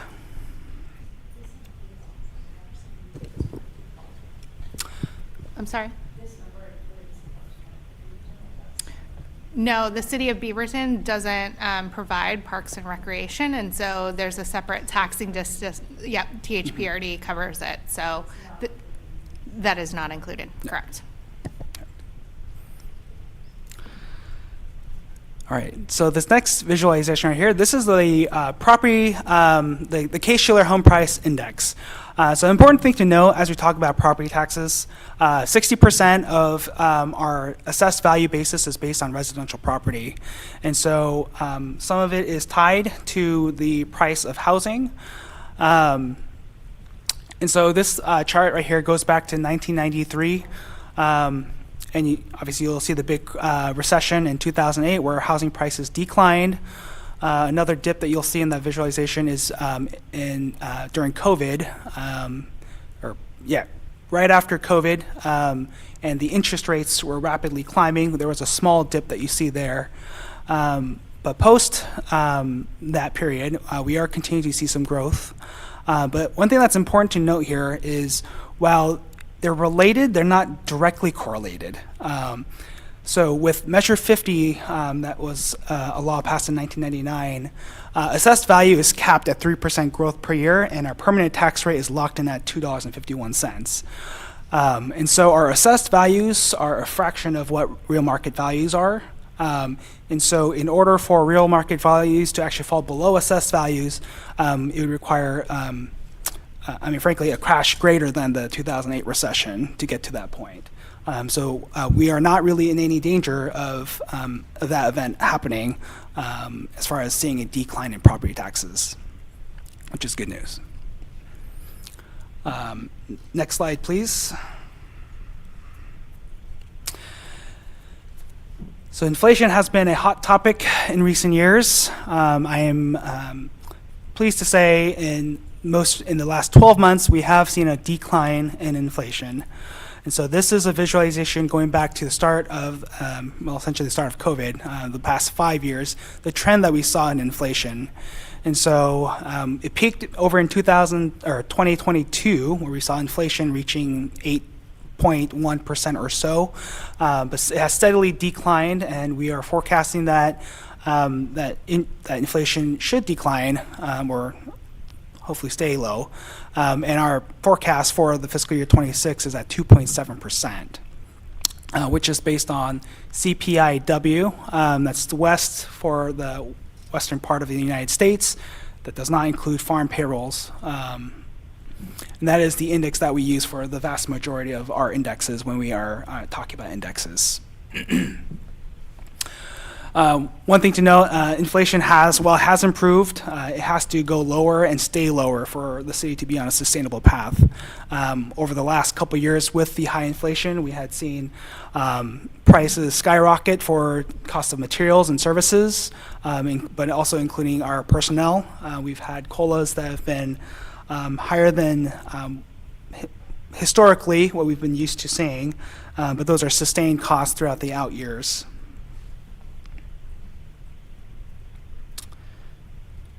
Next slide, please.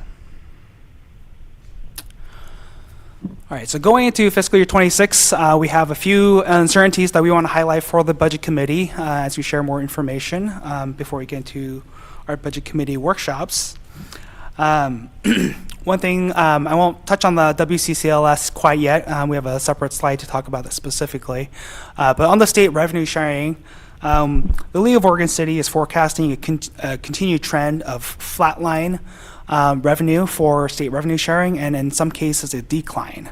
And so for that revenue source, which includes like cigarette tax, hotel tax, marijuana tax, also known as the sin tax, those areas where we are continuing to see either flatline or decrease in our forecasts. Other uncertainties, federal policy, there are quite a bit of unknowns that we, quite frankly, unsure how to predict at this point in time with the new election. But one of the things I would note, tariffs, that's been kind of a hot topic of note. One thing that's important to know about tariffs specifically is that is inflationary pressure that could slow down the economy and create recessionary pressures. And for the city, that could ultimately end up having increased cost of goods, supplies, and personnel. One thing I would note, though, is that I would not expect interest rates to increase because of tariffs. There's a distinction of inflation due to tariffs, which is more of a cost push inflationary condition, versus a demand pull, which is what you saw during the pandemic, where there was a booming economy and people had, they were at home trying to figure out ways how to spend their money. And so that there's a little bit of a nuance in that. But again, a lot of uncertainty around the tariffs. But ultimately, with some of the recessionary impacts that could impact things like development, employment, and economic activity in Tigard. On the interest rate side, another thing that's important to note here is that we are concerned about the fluctuations within the bond market, which is dependent on the interest rates. So the city's investment earnings, most recently, we went from historically around $1 million in annual revenue for interest and investment earnings citywide, and that has grown up to about $7 million. That's what we budgeted in fiscal year 25. In 2024, we had collected $10 million. Most of this unexpected revenue went directly for paying for historically high cost of materials, for COLAs, things of that nature, due to the unprecedented level of inflation. Now, we would expect that any sort of significant downturn in the bond markets to negatively impact the revenues that support operations. And going into the next 12 months, I believe the most recent news is that the markets are pricing in one more interest rate cut by the feds. But again, I don't have a crystal ball, so I can't say that with any sort of certainty. And then finally, we have a labor contract that is expiring this year with our SEIU union that represents our frontline staff, and that contract ends in June. So bargaining will be beginning fairly soon. Next slide, please. All right, so on WCCLS, so some background information on this. This is the Washington County Cooperative Library Services. And so the city receives funding from Washington County to directly fund library services. And so the city receives approximately $4 million per year from Washington County, and that directly supports our operations for library services. This is about 50% of the library's budget. Now, the county has sent out guidance to all of their budget general fund programs to cut their budgets by 10 to 17%. And so The portion of funding that we receive in that $4 million, 50% of that $4 million comes directly from the county's general fund, and 50% comes from a voter option levy. Now, that 50% from the levy cannot be cut because there's a designated revenue source for that. But for that general fund portion, we are anticipating a cut up to 17%. And so in the overall funding scheme, we would anticipate that funding would decrease by 5 to 8.5% from the county. And I know we've been talking about this for a number of years, that there is uncertainty with funding from Washington County for WCCLS. Historically, we've received anywhere between 1% and 3% increase from the county, and so this is the first time in my recent memory that we are experiencing a funding cut from the county. They're also undergoing a funding and governance, which has some uncertainty at this point, and so funding beyond fiscal year 26 is uncertain. And at this point, that is all the information I have to share on the WCCLS. And with that, I will pass it over to Kalina. Thank you. If we could have the next slide, please. So one of the things I wanted to let you all know are some of the upcoming GFOA budget changes. So as Eric's mentioned, we received the GFOA budgetary award. We have received that, I believe, 39 years, that this next one that we'll be working on would be our 40th year. Effective as of, also they have not published this yet, but effective January 1st, 2026. So we'll get through 2 more budgets. They're coming out with budgetary changes for what we see as our typical budget book. I have the honor and privilege of being part of the advisory committee with GFOA, so we're able to kind of share the information in advance, but also with getting to do that, we get to be one of the early adopters if we're able to, so that we can start making those changes in more future books rather than waiting 2 more years. So you probably won't see a ton of changes in this next year's, but definitely in the year moving after that, we're going to try and be one of those early adopters and move through so that we're ahead of all of those changes. So just in some of the things that we can share early now, one of the things that they're looking at changing is a new scoring system. If you're in with GFOA budget training or budget updates, they have been doing a thing called Rethinking the Budget. And that's been out for a number of years, changing how cities budget, how we look at the budget, being more transparent and open, and having new ways to get out the budget. But the scoring system has been the same for a very long time. They changed it back before there was the internet, and you could find things online readily and available. So they put out what everyone needed. The only way you could get a budget before was that big book. Our budget is almost 500 pages long. So one of our hopes, and the budget reviewers' hope, is that we can start to reduce the number of pages there. Put things out more electronically. We do share a lot of information already. We are implementing a new budgetary system that will allow for some better online transparency and publication, so that should be coming soon. And so going back to our slide, I already spoke about the transparent focus. Audience-centered criteria. So who are our stakeholders? Does everyone really like that very large door stopper?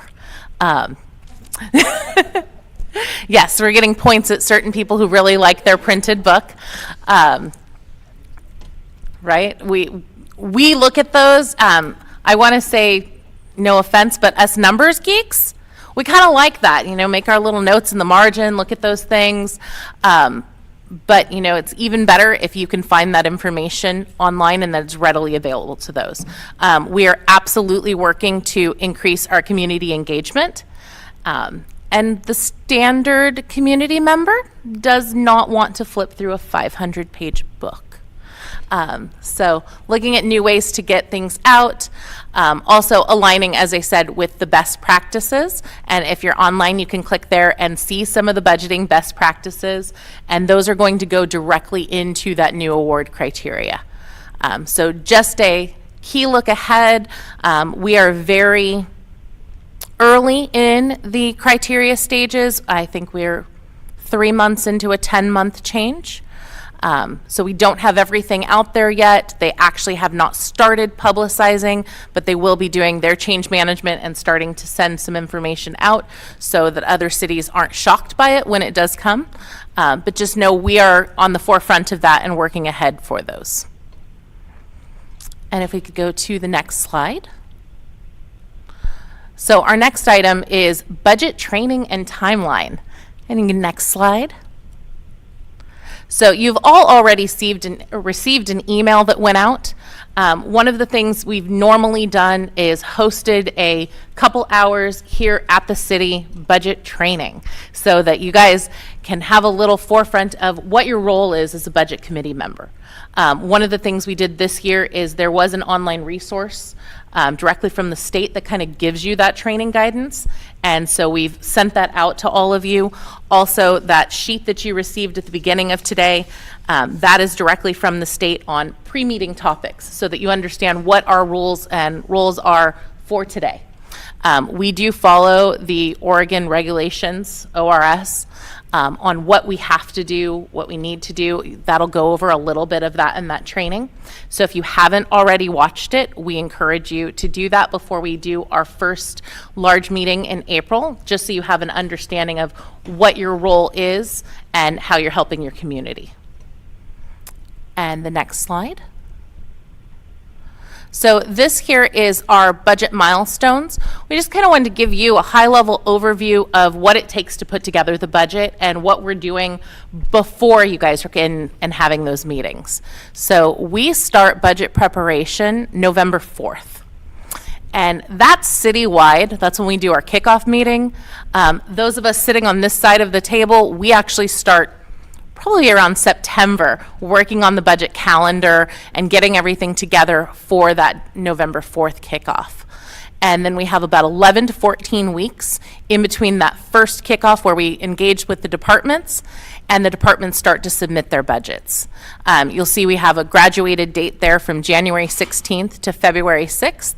And that's because we spread out the departments so that each week we're not getting every single department. We're not able to review all of those at that time. So we give them kind of a scale of over a number of weeks. And then from that date, we have just a very short 10 weeks to take all of those and do all of our internal budget team meetings and get together a proposed budget. And then we send that out to all of you. You'll receive that electronically on April 10th. And then we move into our next 5 weeks, which is where we go over our budget overview and we meet with all of you wonderful people and do some intense budget discussions, answer all of your questions. We'll get lots of questions. And that prepares us for our May 19th meeting, which is when all of you will look at the budget and choose to approve it. And then that will send it forth to the city council.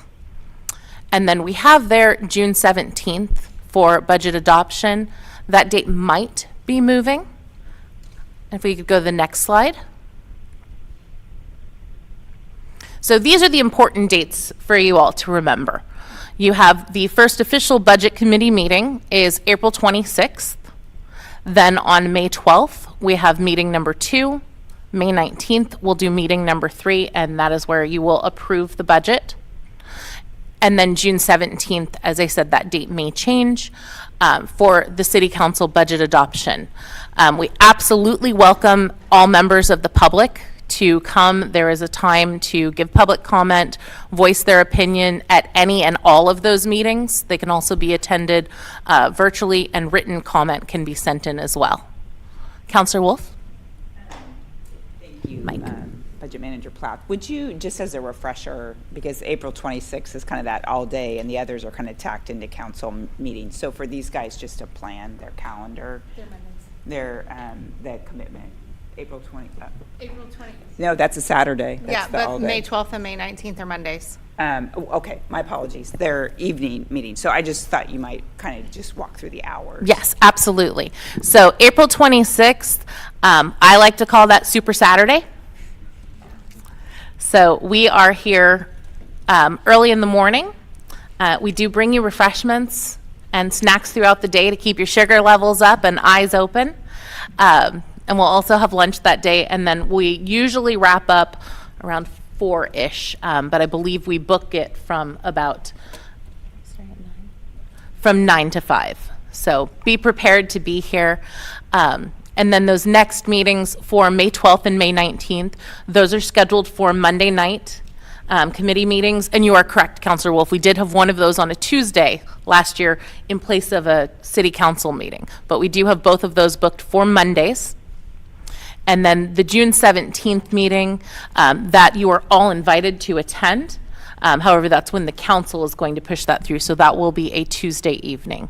So the one Super Saturday where it will all be bright and cheery. And I do have those budget mints again, Mayor.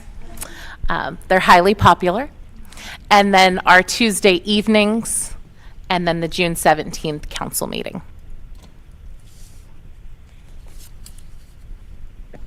And next slide.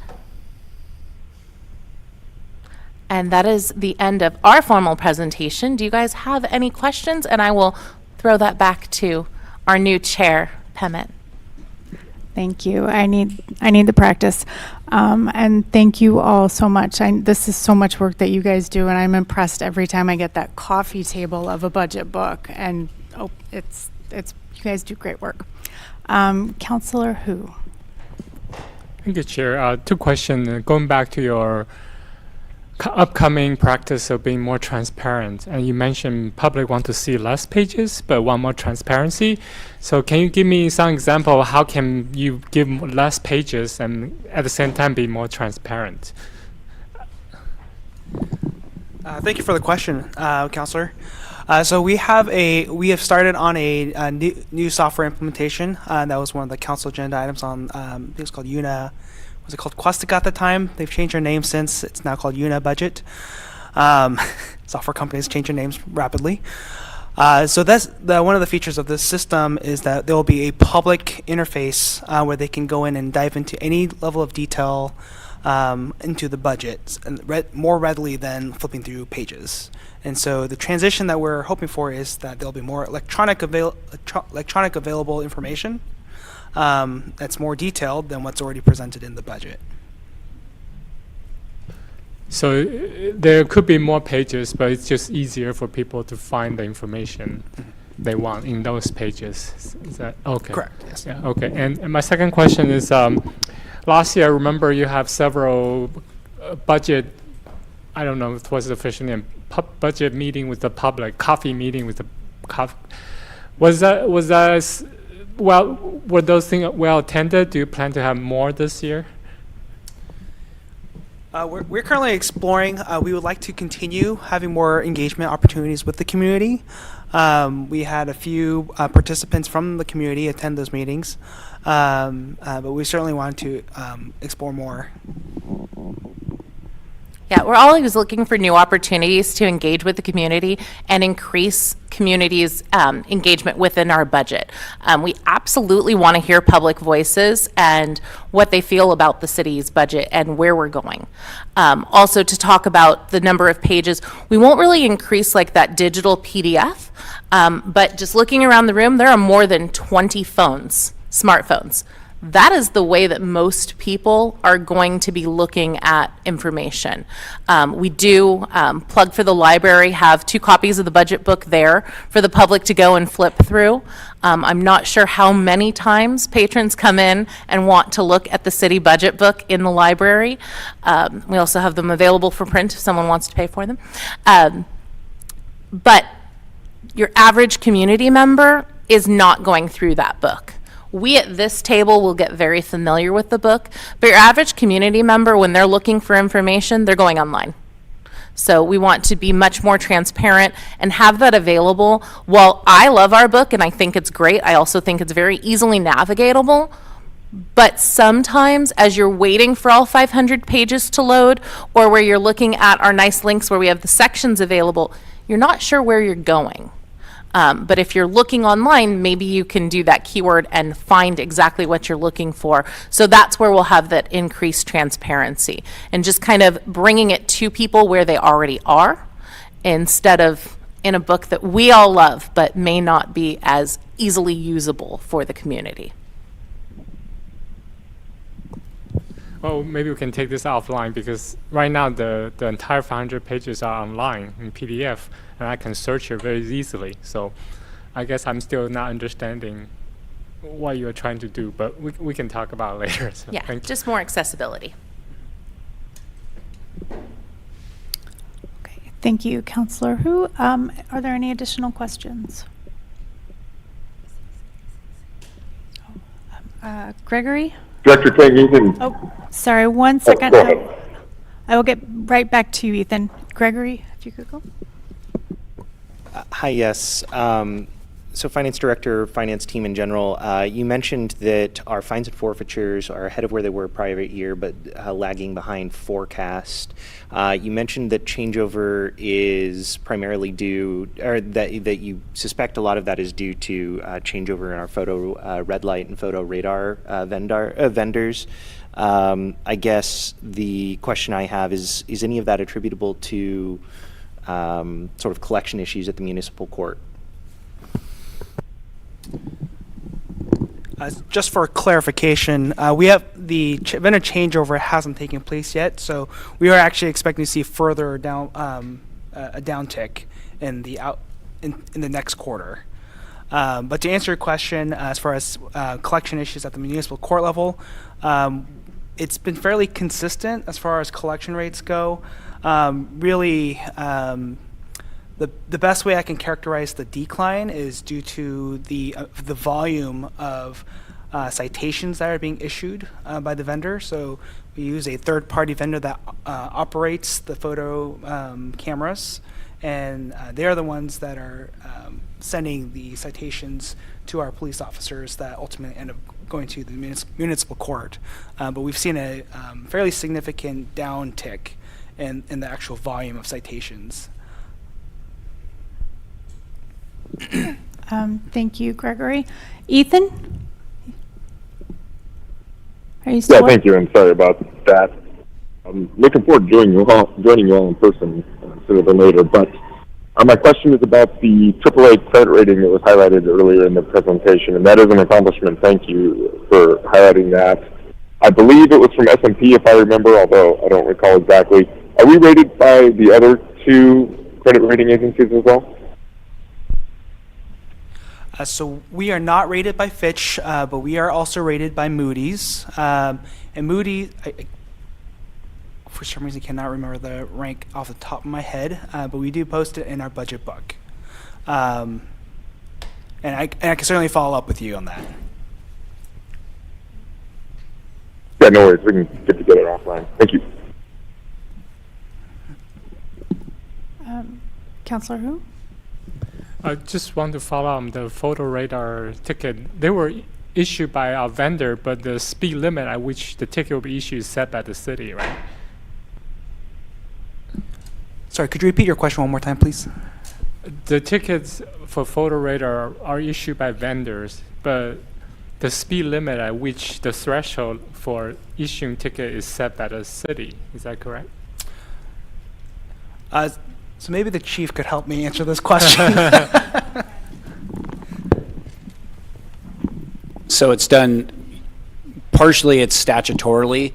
We have to meet a statutory requirement for the amount of speed, and then the city sets 1 mile per hour above that. So I'm letting the cat out of the bag, I guess. But so we do it for a margin of error, but statutorily is where it's set at. And so we base ours off of that.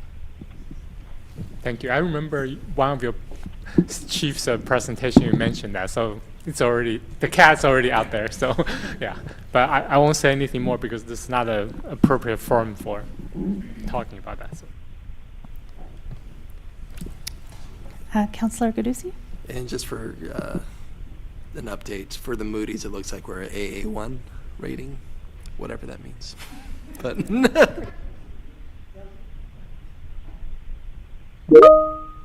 Okay, are there any other questions? No? Okay. Thank you so much. Do we, I will, we do you will. need anything else from us? Yeah. No, thank you so much. I guess that concludes the Budget Committee meeting. Thank you for those who are going to serve on the Services Committee. We have no non-agenda items and no executive session. I would entertain a motion to adjourn. Mayor, I move to adjourn. Second. It's been moved and seconded. Is there any discussion? Seeing none, all of those in favor of adjourning, please say aye. Aye. Any opposed? Thank you so much. Good night, Tigard.